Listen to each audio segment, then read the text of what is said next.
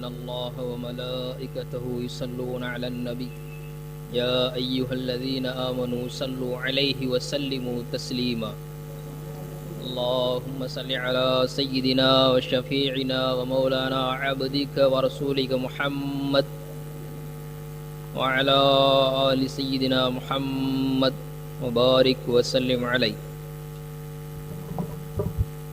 فلا وربك لا يؤمنون حتى يحكموك فيما شجر بينهم ثم لا يجدوا في أنفسهم حرجا مما قضيت ويسلموا تسليما اللهم صل وسلم وبارك عليه.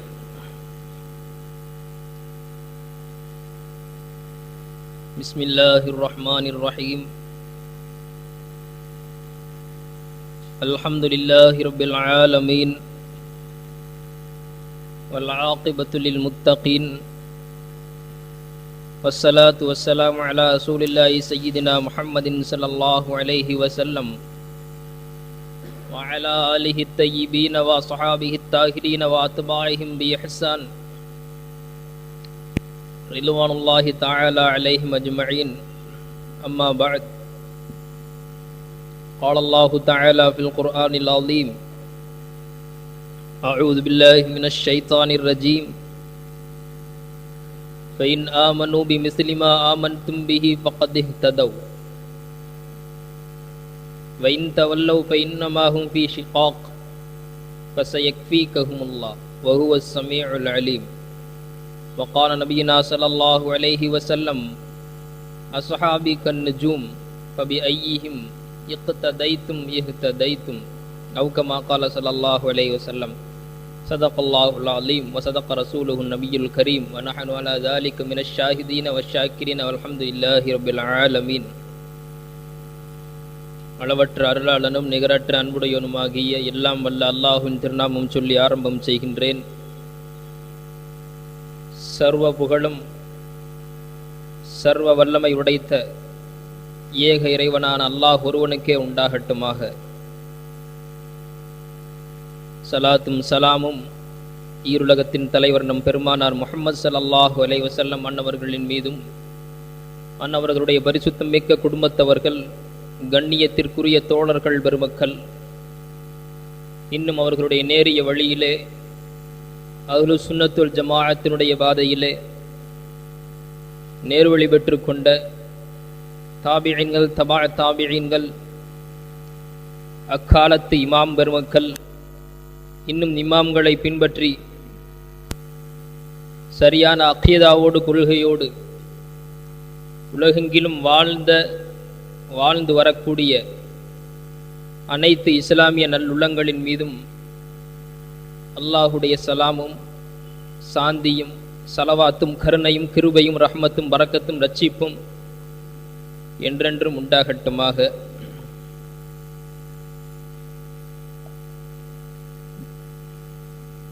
கண்ணியத்திற்கும் மதிப்பிற்கும் மரியாதைக்கும் உரிய நிர்வாக பெருமக்களே, காயல்பட்டினம் வாழ் முஸ்லிம் பெருமக்களே, உலகெங்கிலும் வாழக்கூடிய தமிழ் இஸ்லாமிய பெருமக்களே,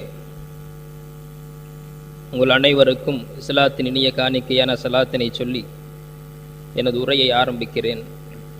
அஸ்ஸலாமு அலைக்கும் வரஹ்மத்துல்லாஹி வபரகாத்துஹு.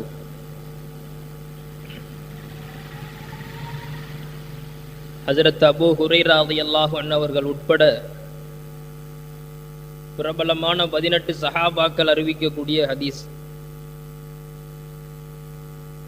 இமாம் திர்மிதி ரஹ்மஹுல்லா, அபூ தாவூத் ரஹ்மஹுல்லா, இப்னு மாஜா, அஹ்மத் ரஹ்மஹுல்லா போன்ற சஹீஹான ரிவாயத்துகளிலே வரக்கூடிய ஹதீஸ். நபிகள் கோமான் பெருமானார் ஸல்லல்லாஹு அலைஹி வஸல்லம் அன்னவர்கள் சொல்லுகிறார்கள்: தஃபர்ரகத்தில் யஹூது அலா 71 அவ் 72 ஃபிர்கா. யூத சமுதாயம் 71 பிரிவுகளாக அல்லது 72 பிரிவுகளாக பிரிந்து போய்விட்டது. வன் நசாரா மிஸ்ல தாலிக, கிறிஸ்தவர்களும் அப்படியாக 72 பிரிவுகளாக பிரிந்து போய்விட்டார்கள். وتفترق أمتي على 73 فرقة. என்னுடைய சமுதாயத்தவர்களும் 73 பிரிவுகளாக பிரிந்து விடுவார்கள். குல்லுஹும் பின்னார் இல்லா மில்லத்த வாஹிதா, ஒரே ஒரு பிரிவினரை தவிர மீதி இருக்கக்கூடிய 72 பிரிவினர்களும் நரகவாதிகள். அல்லாஹு தஆலா காப்பாற்ற வேண்டும். காலு வமன் ஹிய யா ரசூலல்லாஹ், யா ரசூலல்லாஹி ஸல்லல்லாஹு அலைஹி வஸல்லம், அந்த ஒரு பிரிவினர் யார்? சுவனவாதிகளான அந்த ஒரு பிரிவினர் யார்? நபிகள் கோமான் ஸல்லல்லாஹு அலைஹி வஸல்லம் அன்னவர்கள் சொல்கிறார்கள், மா அன அலைஹி வ ஸஹாபி, நானும் என்னுடைய தோழர் பெருமக்களும் எந்த சத்திய பாதையிலே இருக்கிறோமோ அதனை பின்பற்றியோர். மா அன அலைஹி வ ஸஹாபி, என் வழி, என் தோழர்களின் வழி, என் வழி என்கின்ற சுன்னத்தும் என் தோழர்கள் வழி என்கின்ற ஜமாஅத்து சஹாபாவினுடைய வழி, அஹ்லு சுன்னத்து வல் ஜமாஅத்தினுடைய பாதை என்பதிலே உலக முஸ்லிம் அறிஞர்களின் கருத்து ஒன்றுபட்டிருக்கிறது, இஜ்மா. ஆகவே மா அன அலைஹி வ ஸஹாபி, சுவனத்து பாதையை நோக்கி பயணிக்கக்கூடிய பிரிவினர் அஹ்லு சுன்னத்து வல் ஜமாஅத் என்பதுதான் இமாம்கள் காலம் தொட்டு இன்றைய காலம் வரைக்கும் அனைத்துலகிலும் ஏற்றுக்கொண்டிருக்கின்ற ஒட்டுமொத்த இஸ்லாமியம் ஏற்று செல்லக்கூடிய பாதை.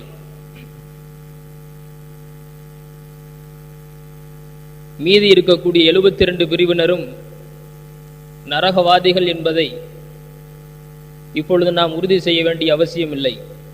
நம்முடைய இமாம் பெருமக்கள் அதனை பற்றி தெளிவாக அஹ்லு சுன்னத்து வல் ஜமாஅத்தினுடைய கொள்கை கோட்பாடு என்ன, 72 பிரிவினருடைய கொள்கை கோட்பாடு என்னவாக இருக்கும் என்று அந்த 72 பிரிவினரை பற்றியும் தெளிவாக பேசிவிட்டார்கள். அல்லாமா அப்துல் காதிர் பக்தாதி அல் ஃபரக் பைன் அல் ஃபிரக் என்கின்ற கித்தாபுகளிலே, அப்துல் கரீம் ஷஹர்ஸ்தானி அல் மிலல் வன் நிஹல் என்கின்ற நூலிலே, அல்லாமா ஜவுசியும் குறிப்பிட்டிருக்கிறார்கள். அல்லாமா அலதுத்தீன் தம்முடைய மவாக்கிஃபில் அந்த 72 பிரிவினர் யார், அவர்களுடைய தீய கொள்கை என்ன என்பதையெல்லாம் அக்குவேராக ஆணிவேராக பேசிவிட்டார்கள். புதிதாக பேசுவதற்கு இல்லை. புதிதாக ஒருவர் உருவானால் கூட அந்த 72 குரூப்பில் ஒருவராகத்தான் இருப்பார், அந்த 72 கூட்டத்திலே உள்ளவராகத்தான் இருப்பார், அந்த 72 வழிகட்ட கொள்கையிலே உள்ளவராகத்தான் இருப்பார். ஹைர், அல்ஹம்துலில்லாஹ். என்னுடைய தலைப்பு சுன்னத் ஜமாஅத்துடைய போர்வையில் வஹாபிகள், அஹ்லு சுன்னத்து வல் ஜமாஅத் என்று சொல்லிக்கொண்டு தெரியக்கூடிய வழிகடர்கள் என்பது என்னுடைய தலைப்பு. பொதுவாகவே இந்த மாதிரி தலைப்பெல்லாம் இன்றைக்கு பேசுவது என்பது ஒரு அரிதான விஷயமாக, அதுவும் பொது இடத்திலே மக்கள் மத்தியிலே பேசுவது என்பது, பேசினதுக்கு பின்னாடி வரக்கூடிய விமர்சனங்களும் எதிர்ப்புகளும் பிரச்சனைகளும் நிறைய இருக்கும். ஆனால் இன்றைக்கு என்னன்னா, பேசுறதுக்கே நிறைய பிரச்சனைகள். பொதுவா ஒரு இடத்துல இமாம் வைக்கிறாங்கன்னா முதல்ல இமாம் உட்கார வச்சு இமாம் 1/2 மணி நேரம் பயான் ஜும்மால பண்ணி அதுக்கப்புறம் தான் இமாமை செலக்ட் பண்ணுவாங்க. ஆனால் 1/2 மணி நேரம் அவரு பயான் பண்றதுக்கு முன்னாடி அவரை உட்கார வச்சு 1 மணி நேரம் பயான் பண்ணுவாங்க. பள்ளியினுடைய நிர்வாகிகள் அவரை உட்கார வச்சு பயான் பண்ணுவாங்க. அஜரத்து இங்க பள்ளிவாசல் கொஞ்சம் அப்படி இப்படி எல்லாம் கலந்துதான் இருக்கும். நீங்க நினைக்கிற மாதிரி பக்காவான சுன்னத் ஜமாத்லாம் கிடையாதுங்க. அதனால நீங்க அவங்களை எதிர்த்துலாம் பேச வேண்டியதில்லை. நீங்க சுன்னத் ஜமாத்தினுடைய கோட்பாட கொள்கையை சொல்லுங்க, அதோட முடிச்சுக்கங்க. வஹாபிங்கிற வார்த்தையை கூட நீங்க பயன்படுத்தாதீங்க. எதுக்கு வழிகடன்னு சொல்லிட்டு நம்ம அவங்கள பத்தி சொல்லிக்கிட்டு, நமக்கு இதெல்லாம் தேவையில்லாத விஷயம் தானே என்று ஒரு 1/2 மணி நேரம் அவருக்கு பாடம் நடத்துவாங்க. இங்க அவர் இப்படி நிர்வாகத்துல பாதி இப்படி பாதி அப்படி, இதுல 40% அவங்களுக்கு இட ஒதுக்கீடு, 60% தான் சுன்னத் ஜமாத்து. அதனால நீங்க கொஞ்சம் பார்த்து பேசுங்க. அப்படி பேசினாதான் நீங்க இருக்க முடியும், இல்லைன்னா நீங்க பெட்டி ரெடியா வச்சுக்கிற வேண்டியதுதான் என்று முன்னேயே சொல்லப்படுவது உண்டு. ஆனால் நான் ஒன்று கேள்வி கேட்கிறேன். அப்படி ஒரு கருத்து கூற்று சரியாக இருக்குமாயானால் அல்லாஹ் நம்ம என்ன செய்யணும், தொழுகையில இஹ்தின சிராத்தல் முஸ்தகீம் சிராத்தல் லதீன அன்அம்த அலைஹிம் அப்படின்னு நிப்பாட்டி ருக்குவுக்கு போயிடணும். செய்ய முடியுமா? ஏன்னா யா அல்லாஹ் எங்களுக்கு நேர்வழியை காட்டுவாயாக. நேர்வழினா என்ன? சிராத்தல் லதீன அன்அம்த அலைஹிம். அதுக்கு அல்லாஹ் தஆலா குர்ஆன்ல இன்னொரு ஆயத்துல விளக்கம் சொல்றான். மினன் நபியீன வஸ்ஸித்தீகீன வஷ்ஷுஹதாஇ வஸ்ஸாலிஹீன். நபிமார்களும் உண்மையாளர்களான சித்தீகீன்களும் சஹாபாக்களும் இன்னும் இறைவனுடைய வழியிலே தன்னுடைய உயிரையும் வாழ்நாட்களையும் தியாகம் செய்த சுகதாக்களும் இன்னும் நல்லோர்களான இறைநேச செம்மல்களும் சென்ற பாதை. அந்த பாதையை காட்டுவாயாக என்று துஆ செய்து முடித்துக் கொள்ள வேண்டும். ஆனால் அல்லாஹு தஆலா அப்படி முடிக்கவில்லை. கைரில் மக்லூபி அலைஹிம் வலல்லாலின், வழிகட்ட யூத கிறிஸ்தவர்களுடைய பாதையை விட்டும் அல்லாஹுடைய சாபத்திற்கும் கோபத்திற்கும் ஆளானவர்களுடைய பாதையை விட்டும் எங்களை காப்பாற்றுவாயாக என்று துஆவும் செய்ய சொல்கிறான். அதாவது நன்மைக்கான துஆவும் நல்வழிக்கான தேடலும் அதே போல தீமையை விட்டும் பாதுகாப்பும் தீய வழியிலிருந்து தப்பிப்பதற்கான துஆவையும் அல்லாஹு தஆலா சொல்கிறான். அல்லாஹு தஆலா குர்ஆனில் என்ன நபிமார்களை பற்றி மட்டும்தான் சொல்கிறானா? ஷைத்தானை பற்றி சொல்லவில்லையா? இன்ன ஷைத்தான லில் இன்சானி அதுவும் முபீன், ஷைத்தான் மனுஷனுக்கு மிகப்பெரிய விரோதி என்று அடையாளம் காட்டுவது இல்லையா? அல்லாஹு தன் நபியனா மூசா அலைஹிஸ்ஸலாத்து வஸலாம் அவருடைய வரலாற்றை தான் சொல்லுகிறானா? ஃபிரௌனுடைய வரலாற்றை சொல்லவில்லையா? ஃபிரௌனுடைய வழிகேட்டை அல்லாஹு தஆலா சொல்லவில்லையா? ஆனால் சொல்லப்படுவது என்ன? நீங்கள் வழிபாட்டை பற்றி பேசுங்கள், வழிகேட்டை பேசாதீர்கள். அது குர்ஆனுடைய வழிமுறைக்கு மாற்றமானது அல்லவா? இரண்டையும் பேசித்தான் ஆக வேண்டும். அல்லாஹு தஆலா குர்ஆனில் சொல்கிறார், யா அய்யுஹல்லதீன ஆமனூ இத்தகுல்லாஹ ஹக்க துகாத்தி, அல்லாஹ்வை அஞ்சிக் கொள்ளுங்கள். வலா தமூத்துன இல்லா வ அன்தும் முஸ்லிமூன், முஸ்லிம்களாக தவிர வேறு எந்த நிலையிலும் நீங்கள் மரணித்து விடாதீர்கள். வஅதஸிமு பிஹப்லில்லாஹி ஜமீஆ, இறைவனுடைய கயிற்றை, இறை வேதம் என்கின்ற கயிற்றை, அக்கீதா என்கின்ற கயிற்றை, கொள்கை கோட்பாடு ஈமான் என்கின்ற கயிற்றை நீங்கள் பலமாக ஒட்டுமொத்தமாக ஒற்றுமையாக நீங்கள் பிடித்துக் கொள்ளுங்கள் என்று அல்லாஹு தஆலா முடித்து விடவில்லை. வலா தஃபர்ரகு, பிரிஞ்சு போயிடாதீங்கப்பா. அல்லாஹு தஆலா சொல்லுவது இல்லையா? ஒற்றுமையை பற்றி பேச வேண்டும் என்றால் பிரிவினையை பற்றி பேசித்தான் ஆக வேண்டும். குர்ஆன் இரண்டையும் தான் பேசுகிறது. ஆகவே ஒன்றுபட்டவர்களுடைய வழியான அஹ்லு சுன்னத் வல் ஜமாஅத்தினுடைய பாதையை பற்றி பேசுவதென்றால் அத்தோடு நம்முடைய கடமை முடிந்து விடுவது கிடையாது. பிரிந்து போன பிளவுபட்ட சமுதாயத்தவர்களை பற்றியும் பேசித்தான் ஆக வேண்டும். இல்லாவிட்டால் ஒன்றை பேசி ஒன்றை மறைப்பதாக ஆகும். அல்லாஹு தஆலா குர்ஆனிலே வலா தக்துமுல் ஹக்க, உண்மையை மறைக்காதீர்கள் என்று அல்லாஹு தஆலா எடுத்துச் சொல்கிறார். ஆகவே நிச்சயமாக இன்றைய காலத்திற்கு பிரிவினைவாதிகளை நாம் அடையாளம் காட்டித்தான் ஆக வேண்டும் என்கின்ற கட்டாயத்தில் இருக்கிறோம். ஆகவேதான் இந்த தலைப்பு சுன்னத் ஜமாத் என்கின்ற போர்வையிலே வஹாபிகள் வழிகடர்கள். நம்முடைய தலைப்புக்கு வர்றதுக்கு முன்னாடி ஒரு விஷயத்தை, பிரிவினைவாதிகள் சொல்றீங்கல்ல, அந்த பிரிவினைவாதிகளுடைய ஹுக்கும் என்ன? அவர்களை பற்றி குர்ஆன் ஹதீஸ் என்ன சொல்கிறது? நீங்க சுன்னத் ஜமாத்து தான் நேர்வழின்னு சொல்றீங்கல்ல, அதற்கு என்ன ஆதாரம்? சுருக்கமாக இந்த விஷயத்தை பார்த்துவிட்டு நம்முடைய தலைப்பிற்கு வருவோம். அல்லாஹு தஆலா பிரிவினைவாதிகள் குறித்து இப்படி சொல்கிறான். ஒரு 4 தன்மைகளை குர்ஆனும் ஹதீஸும் பிரிவினைவாதிகளுக்கு சொல்லி காட்டுகிறது. நம்பர் 1, அது முஷ்ரிக்குகளுடைய செயல்பாடு. குர்ஆன் பேசுகிறது, வத்தகூஹு, அல்லாஹ்வை அஞ்சி நடங்கள், வஅகீமுஸ் ஸலா, தொழுகையை நிலைநாட்டுங்கள், வலா தகூனு மினல் முஷ்ரிகீன், முஷ்ரிக்கீன்களாக இணை வைப்பவர்களாக ஆகிவிடாதீர்கள், மினல்லதீன ஃபர்ரகு தீனஹும், தங்களுடைய மார்க்கத்தை கூறு போட்டவர்கள், வகானு ஷியா, பல கூறுகளாக பிரிந்து போனவர்கள் பிரிவினைவாதிகள். அந்த பிரிவினைவாதிகள் அது முஷ்ரிக்குடைய செயல்பாடு என்று அல்லாஹு தஆலா எச்சரிக்கிறான். இரண்டாவதாக, ஒரு பிரிவினைவாதியினுடைய தன்மை என்னவென்று, அது நரகவாதியினுடைய தன்மை என்று மார்க்கம் குர்ஆனும் ஹதீஸும் எச்சரிக்கிறது. அல்லாஹு தஆலா சொல்லுகிறான், வமை யுஷாகிகிர் ரசூல, யார் ரசூலுக்கு மாற்றம் செய்கிறாரோ, மின் பஅதி மா தபய்யன லஹுல் ஹுதா, நேர்வழியை தெளிவாக தெரிந்து கொண்டதற்கு பிறகும் ரசூலுக்கு மாற்றம் செய்கிறாரோ, வயத்தபி கைர சபீலில் முஃமினீன், பொதுவாக முஸ்லிம்கள் முஃமின்கள் செல்லக்கூடிய பாதையை விட்டுவிட்டு வேறொரு பாதையிலே செல்கிறாரோ, அவர் நுவல்லிஹி மாத்த வல்லா வனுசுலிஹி ஜஹன்னம். அவர் பிரிந்து போகக்கூடிய அதே பாதையிலேயே அவரை நாம் அதோடு விட்டுவிட மாட்டோம், அவரை நரகத்திலே கொண்டு போய் தள்ளிவிடுவோம் என்று அல்லாஹ் தஆலா எச்சரிக்கிறான். பெருமானார் ஸல்லல்லாஹு அலைஹி வஸல்லம் அன்னவர்கள் மேற்படி ஹதீஸிலே கூட பிரிவினைவாதிகள் நரகவாதிகள் என்று எச்சரிக்கை செய்கிறார்கள்.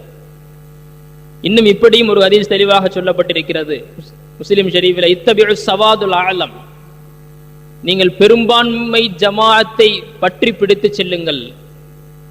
ஃபஇன்னஹு மன் ஷத ஷுத்த ஃபின்னார், யார் பெரும்பான்மை ஜமாஅத்தை விட்டு பிரிவினை வாதத்தை மேற்கொள்கிறாரோ, வேறொரு பாதையிலே போகிறாரோ, அவர் போகக்கூடிய பாதை அது நரகத்தினுடைய பாதை, அவர் இறுதியாக போய் விழக்கூடிய இடம் நரகமாக இருக்கும் என்று ஹதீஸ் ஷரீஃப் எச்சரிக்கிறது. பிரிவினைவாதிக்கான மூன்றாவது தன்மையை பற்றி மார்க்கம் சொல்லுகிறது. நபிகள் பெருமானார் ஸல்லல்லாஹு அலைஹி வஸல்லம் அன்னவர்கள் சொல்லுகிறார்கள், இன்னஹு சயகூனு ஹன்னாத்தின் வ ஹன்னாத்தின், எனக்கு பிறகு நீங்கள் அடுத்தடுத்து பல குழப்பங்களையும் பல திடக்கிடத்தக்க நிகழ்ச்சிகளையும் பிரிவினைகளையும் நீங்கள் காண்பீர்கள். ஃபமன் அராத ஐயு ஃபர்ரிக ஹாதிஹில் உம்மத வஹிய ஜமீஉன், இந்த சமுதாயம் ஒட்டுமொத்தமாக ஒன்றுபட்டு இருக்கின்ற நிலையிலே யாராவது பிரிவினைவாதத்தை கையில் எடுத்தால் ஃபல்ரிபூஹு பிஸ்ஸைஃப் காயினம் மன்கான, அவர் எப்பேற்பட்ட ஆளாக இருந்தாலும் சரி அவருடைய கழுத்திலே நீங்கள் வாள் பாய்ச்சி விடுங்கள் என்று பெருமானார் ஸல்லல்லாஹு அலைஹி வஸல்லம் சொல்கிறார்கள். இன்னொரு ஹதீஸில் இப்படி வருகிறது, மன் அத்தாக்கும் அம்ருக்கும் ஜமீஉன் அலா ரஜுலி வாஹித், நீங்க ஒரு நபரை பின்பற்றி ஒருங்கிணைந்த பாதையில இருக்கின்ற பொழுது ஒருத்தர் வர்றார், யுரீது ஐய ஷுக்க அசாக்கும், உங்களுடைய ஒற்றுமை என்கின்ற பலத்தை உடைக்க வேண்டும் என்று நினைக்கிறார். வயுஃபர்ரிக ஜமாஅத்தக்கும், உங்களுடைய ஐக்கியத்தை உடைப்பதற்காக வேண்டி முயற்சி செய்கிறார். ஃபக்துலூஹு, முஸ்லிம் ஷரீஃபுடைய ரிவாயத்து, மை யர்தத்த மின்கும் அன் தீனிஹி ஃபயமுத் வஹுவ காஃபிருன், அல்லாஹ் குர்ஆனில் சொல்கிறார், யார் இந்த மார்க்கத்தை விட்டும் மதம் மாறிவிட்டாரோ முர்த்ததாகி விட்டாரோ அவர் காபிராக மௌத்தா போகட்டும். பிரிவினைவாதிகளுக்கு இஸ்லாமிய அரசாங்கம் என்ன தண்டனை கொடுக்க வேண்டும் என்றால் கத்ல் செய்யணும். ஆக ஒரு பிரிவினைவாதி பற்றி அது முஷ்ரிக்குனுடைய இணை வைப்பவனுடைய தன்மை என்று மறை சாடுகிறது. இரண்டாவதாக அவர் நரகவாதி என்று குர்ஆனும் ஹதீஸும் எச்சரிக்கிறது. மூன்றாவதாக பெருமானார் ஸல்லல்லாஹு அலைஹி வஸல்லம் அவர்கள் அவர் ஒரு முர்த்ததுடைய பாதையை, மதம் மாறியவருடைய பாதையிலே செல்கிறார் என்று கடுமையாக சாடுகிறது. நாலாவதாக ஹதீஸ் இப்படியும் சொல்லுகிறது, அது அறியாமைக்காரன் பாதை, முட்டாளுடைய வழி. பிரிவினை என்பது முட்டாளினுடைய வழி. பெருமானார் ஸல்லல்லாஹு அலைஹி வஸல்லம் சொல்லுகிறார்கள், இப்படி சொல்கிறார், மன் ரஆ மின் அமீரிஹி ஷைஅன் யக்ரஹு, உங்களுடைய தலைவரிடத்திலே, உங்களுடைய இமாமிடத்திலே, உங்களுடைய முன்னோடி இடத்திலே, உங்களுக்கு முன்னிலை வகிக்கக்கூடிய இடத்திலே, உங்களுக்கு தலைமை தாங்கக்கூடிய இடத்தில் இருக்கக்கூடிய யாராக இருந்தாலும் அவரிடத்திலே நீங்கள் ஏதாவது ஒன்றை பார்த்து வெறுப்படைகிறீர்கள், பல் யஸ்பிர் அலைஹி, நீங்கள் அதன் மீது பொறுமை கொள்ளட்டும், அவர் அதன் மீது பொறுமை கொள்ளட்டும். அதற்காக வேண்டி அவர் என்ன செய்யறது கூடாது, தனக்குன்னு ஒரு கூட்டத்தை கூட்டிக்கிட்டு போயிடக்கூடாது. பெருமானார் ஸல்லல்லாஹு அலைஹி வஸல்லம் அதைத்தான் எச்சரிக்கிறார்கள். இப்படிப்பட்ட ஒரு சூழ்நிலையும் கூட ஃபஇன்னஹு மன் ஃபாரக்கல் ஜமாஅத ஷிப்ரன், யார் ஒரு அடி ஜமாஅத்தினுடைய பாதையை விட்டும், முஸ்லிம் ஜமாஅத் எந்த பாதையிலே செல்கிறதோ அந்த ஜமாஅத்தினுடைய பாதையை விட்டும் ஒரு அடி பிரிந்து போனாரோ ஃபமாத்த இல்லா மைத்தத்தன் ஜாஹிலிய்யா, அவர் முட்டாளாக மௌத்தாகட்டும், முட்டாளாகத்தான் அவர் மரணிப்பார். ஜாஹிலியா காலத்திலே, அறியாமை காலத்திலே வாழ்ந்த ஒரு அறியாமைவாதியை போல. ஆனால் இன்றைக்கு நிலைமை என்ன தெரியுமா, பெரும்பான்மை சுன்னத்துவல் ஜமாஅத்தை அவங்க முட்டாள்னு சொல்லிட்டு இருக்கிறான். ஆனால் ஹதீஸினுடைய வர்ணனை என்னன்னா, அவன்தான் முட்டாள், அவன் தேர்வு செய்து கொண்ட பாதை தான் அறியாமைவாதிகளுடைய பாதை, முட்டாள்களினுடைய அறிவறிகளினுடைய பாதை என்று ஹதீஸ் சாடுகிறது. ஆக பிரிவினைவாதிக்கு இந்த, அதாவது இதுக்கு மேல 4 வார்த்தை எதுவுமே சொல்றதில்லை. அதான் சொல்லுவாங்க, 4 வார்த்தை நறுக்குன்னு சொல்றதுன்னு சொல்லுவாங்கல்ல. பிரிவினைவாதிகள் அவர்கள் செல்லக்கூடிய பாதை இணை வைப்பவர்களுடைய பாதை, நரகவாதிகளுடைய பாதை, மதம் மாறியவர்களுடைய பாதை, அறியாமைவாதிகளுடைய பாதை. இதுக்கு மேல பெரிய வார்த்தை இல்லை. இவைகள் எல்லாம் குர்ஆன் ஹதீஸிலே சொல்லப்பட்ட வார்த்தைகள். பொது முஸ்லிம்களுடைய வழி பற்றியும் நபிகள் பெருமானார் ஸல்லல்லாஹு அலைஹி வஸல்லம் அன்னவர்கள் தங்களுடைய ஹதீஸ் ஷரீஃபிலே சொல்லியிருக்கிறார்கள். ஹுதைஃபா ரலியல்லாஹு அன்ஹு அவர்கள் அறிவிக்கிறார்கள், ஹுதைஃபா ரலியல்லாஹு அவர்களுக்கு ஒரு பெயர் உண்டு, சாஹிபு சிர்ரு ரசூலில்லாஹி ஸல்லல்லாஹு அலைஹி வஸல்லம், ரசூல் ஸல்லல்லாஹு அலைஹி வஸல்லம் அன்னவர்களுடைய ரகசியத்தினுடைய தோழர், பர்சனல் செக்ரட்டரின்னு சொல்லிட்டு சொல்லுவோம். அதுபோல பெருமானார் ஸல்லல்லாஹு அலைஹி வஸல்லம் அன்னவர்கள் சொல்லக்கூடிய பல அந்தரங்கமான ரகசியமான சீக்ரெட் விஷயங்கள் எல்லாம் இவங்கள்ட்ட தான் இருக்கும். அவர்கள் சொல்லுகிறார்கள், ஏன் இப்படி ஒரு பேர் அவங்களுக்கு வந்துச்சு அப்படிங்கிறதுக்கான காரணத்தை கூட ஹுதைஃபா ரலியல்லாஹு அன்ஹு அவர்கள் சொல்லுகிறார்கள். கானன் நாஸ் யஸ்அலூன ரசூலுல்லாஹி ஸல்லல்லாஹு அலைஹி வஸல்லம் அனில் கைரி. எல்லாரும் ரசூலுல்லாஹி ஸல்லல்லாஹு அலைஹி வஸல்லம் அவங்கள்ட்ட நன்மையைத்தான் கேட்டுட்டு இருப்பாங்க. யார் ரசூலுல்லாஹ் சொர்க்கத்துக்கு போறதுக்கு என்ன செய்யணும், யார் ரசூலுல்லாஹ் நன்மையை பெற்றுக்கொள்வதற்கு என்ன செய்ய வேண்டும், இறைவனுடைய திருப்பொருத்தத்தை பெற்றுக்கொள்வதற்கு என்ன செய்ய வேண்டும் என்பன போன்ற நன்மைகளுடைய வழி மட்டுமே கேட்டுக்கொண்டிருப்பார்கள். ஒகுந்து அஸ்அலுஹு அனி ஷர்ரி. ஆனால் நான் என்ன செய்வேன் தெரியுமா, தீமையை பற்றியே கேட்டுக்கொண்டிருப்பேன். என்ன மகாஃபத யுத்ரிகனி, எனக்கு அந்த ஒரு தீமை ஏற்பட்டு விடக்கூடாது என்ற அச்சத்திலே நான் அதிகமாக தீமையை பற்றி கேட்டுக்கொண்டே இருப்பேன். ஹுதைஃபா ரலியல்லாஹு அன்ஹு சொல்கிறார்கள், நான் கேட்டேன், யா ரசூலல்லாஹ், இன்னா குன்னா ஃபீ ஜாஹிலியத்தி வ ஷர்ரின், நாங்கள் அறியாமை காலத்திலே தவறாக இருந்தோம். அல்லாஹு தஆலா தங்களின் மூலமாக இந்த நேர்வழி எங்களுக்கு கொடுத்தான். ஃபஹல் பஅத தாலிகல் கைரி மின் ஷர்ரின், இந்த நேர்வழிக்கு பிறகும் இந்த நன்மைக்கு பிறகும் தீமை உண்டோ? பெருமானார் ஸல்லல்லாஹு அலைஹி வஸல்லம், நஅம், ஆம், இந்த நன்மைக்கு பிறகும், நீங்கள் இப்பொழுது இருக்கக்கூடிய இந்த நேர்வழிக்கு பிறகும் தீய வழி என்பது உண்டு, வழிகேடு என்பது உண்டு. மீண்டும் கேட்கிறார்கள் ஹுதைஃபா ரலியல்லாஹு அன்ஹு, வஹல் பஅத தாலிக ஷர்ரி அன் கைரின், இந்த தீமைக்கு பிறகும், அதாவது இதற்கு பின்னால் வரக்கூடிய தீமைக்கு பிறகும் ஒரு நன்மை உண்டா? கால நஅம் வஃபீஹி தஹ்னுன், ஆம் உண்டு. இது சுழற்சி முறையிலே நன்மையும் தீமையும் மாறி மாறி வந்து கொண்டே இருக்கும். ஹுதைஃபா ரலியல்லாஹு அன்ஹு ஒரு விடல மீண்டும் கேட்கிறாங்க, வஹல் பஅத தாலிகல் கைரி மின் ஷர்ரின், அதற்கு பிறகும் ஏதாவது ஒரு தீமை ஏற்படுமா? பெருமானார் ஸல்லல்லாஹு அலைஹி வஸல்லம் கொஞ்சம் தெளிவாகவே பேசுகிறார்கள். ஆம், சிலர் தோன்றுவார்கள், கௌமுன் யஸ்தன்னூன பிகைரி சுன்னத்தி, என்னுடைய வழிமுறை அல்லாததை என்னுடைய வழிமுறை என்று பேசுவார்கள். வயஹுத்தூன பிகைரி ஹதியத்தி, என்னுடைய நேர்வழி அல்லாததை என்னுடைய நேர்வழி என்று பேசுவார்கள். அப்படியா, இப்படியெல்லாம் நடக்குமா? ஹுதைஃபா ரலியல்லாஹு அன்ஹு மீண்டும் கேட்கிறார்கள், யா ரசூலல்லாஹ், இதற்கு பிறகும் கைரும் ஷர்ரும் மாறி மாறி வருமா? பெருமானார் ஸல்லல்லாஹு அலைஹி வஸல்லம் சொல்கிறார்கள், ஆம், மாறி மாறி வரும். யாரின் மூலமாக ஷர்ரு வரும், அவர்களை பற்றியும் எங்களுக்கு சொல்லுங்கள் என்று ஹுதைஃபா ரலியல்லாஹு அன்ஹு சொல்கிறார்கள். பெருமானார் ஸல்லல்லாஹு அலைஹி வஸல்லம் அவர்கள் சொல்கிறார்கள், சிஃபுஹும் லனா, அவர்களை பற்றியும் சொல்லுங்கள். கால ஹும் மின் ஜில்தத்தினா, அவர்கள் வேறு யாரும் இல்லை, நம்முடைய இனம்தான். பிரச்சனை வேற யாரை வச்சு வர்றது கிடையாது. இஸ்லாமிய சமுதாயத்திற்கு பிரச்சனை நம்மவர்களால் தான். ஹதீஸினுடைய வார்த்தை, அவர்கள் நம்முடைய இனமாகத்தான் இருப்பார்கள். யத்தகல்லமூன பிஅல்சினத்தினா, நம்ம பேசுறது மாதிரி தான் பேசுவாங்க. குர்ஆனைத்தான் பேசுவார்கள், ஹதீஸைத்தான் பேசுவார்கள். நாங்கள் பேசக்கூடியது மார்க்கம் என்று தான் சொல்லுவார்கள், ஷரியத் என்று தான் சொல்லுவார்கள், இஸ்லாம் என்று தான் சொல்லுவார்கள். குஃப்ர் என்று எல்லாம் உங்களிடத்தில் சொல்ல மாட்டார்கள். இப்பொழுது தெளிவாக ஹுதைஃபா ரலியல்லாஹு அன்ஹு கேள்வி கேட்கிறார்கள். இது அவர்களுக்கான கேள்வி அல்ல, ஒட்டுமொத்தமாக ஒவ்வொரு இஸ்லாமியரும் இன்றைய காலத்திலே நிச்சயமாக கேட்க வேண்டிய கேள்வி. பெருமானார் ஸல்லல்லாஹு அலைஹி வஸல்லம் அவர்கள் ஹுதைஃபா ரலியல்லாஹு அன்ஹுவுக்கு மட்டும் சொல்லவில்லை, ஒட்டுமொத்தமாக ஒவ்வொரு இஸ்லாமியனுக்கும் பதில் சொல்கிறார்கள். இப்படிப்பட்ட ஒரு நெருக்கடியான, நிர்பந்தமான, குழப்பமான காலகட்டத்திலே எதனை நான் கடைபிடிக்க வேண்டும்? ஃபமா தஅமுருனி இன் அதரக்கனி தாலிக, இப்படிப்பட்ட ஒரு காலத்தை, இப்படிப்பட்ட ஒரு தீமையை, குழப்பத்தை நான் பெற்றுக்கொண்டால், அது என்னை அடைந்தால் நான் என்ன செய்ய வேண்டும் என்று எனக்கு நீங்கள் கட்டளையிடுகிறீர்கள் யா ரசூலல்லாஹ் என்று ஹுதைஃபா ரலியல்லாஹு அன்ஹு தெளிவாகவே கேட்கிறார்கள். பெருமானார் ஸல்லல்லாஹு அலைஹி வஸல்லம் அவர்கள் சொல்கிறார்கள், புகாரி முஸ்லிமுடைய ரிவாயத்து, தல்சிமு ஜமாஅத்தல் முஸ்லிமீன வ இமாமஹும், முஸ்லிம்களினுடைய ஜமாஅத்தை, இன்னும் அவர்களினுடைய இமாமை நீங்கள் பற்றி பிடித்துக் கொள்ளுங்கள். இதற்கு மேல தெளிவா சொல்லணுமா? மதுஹபுடைய வழியில போங்க ஐயான்னு இதுக்கு மேல தெளிவாக சொல்ல வேண்டுமா? ஹதீஸிலே இவ்வளவு அப்பட்டமாக தெளிவாக, தல்சிமு ஜமாஅத்தல் முஸ்லிமீன வ இமாமஹும், முஸ்லிம்களை அவர்களுடைய இமாமோடு நீங்கள் பின்பற்றி செல்லுங்கள் என்று அப்பட்டமாக தெளிவாக. ஏன்னா இப்படிப்பட்ட நெருக்கடியான காலத்திலே இதற்கு மேல், அதாவது ரசூலுல்லாஹி ஸல்லல்லாஹு அலைஹி வஸல்லம் அன்னவர்களுக்கு மேலே நமக்கு வழிகாட்ட வேண்டிய அவசியம் எந்த பிஜேக்கும் கிடையாது, வேற எந்த கொம்பனுக்கும் கிடையாது, எவனுக்கும் தகுதி கிடையாது.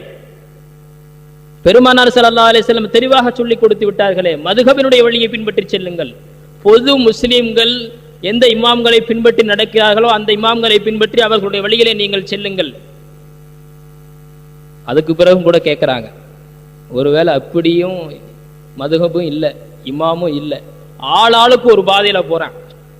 தௌஹீத் கட்சி பல கட்சியா உடைஞ்சது மாதிரி ஆளாளுக்கு ஒவ்வொரு குரூப், ஒவ்வொருத்தன் ஒவ்வொரு தலைவன், தனக்கு பின்னாடி ஒரு 10 பேர், இப்படியே ஒவ்வொரு பிறக்காவா போயிட்டு இருக்கிறான்.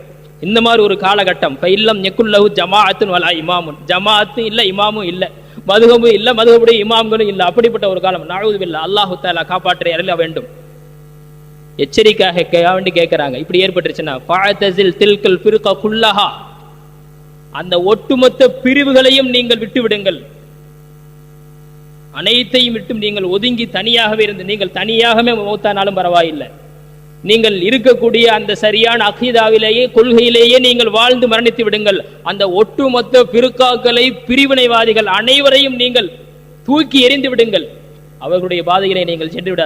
ஒருவேளை மதுஹபும் இமாம்களும் இல்லாவிட்டாலும் கூட, ஆனால் அல்லாஹு தஆலா அப்படிப்பட்ட நிலையை விட்டும் இந்த ஜமாத், இந்த முஸ்லிம் சமுதாயத்தை காப்பாற்றி அருள வேண்டும்.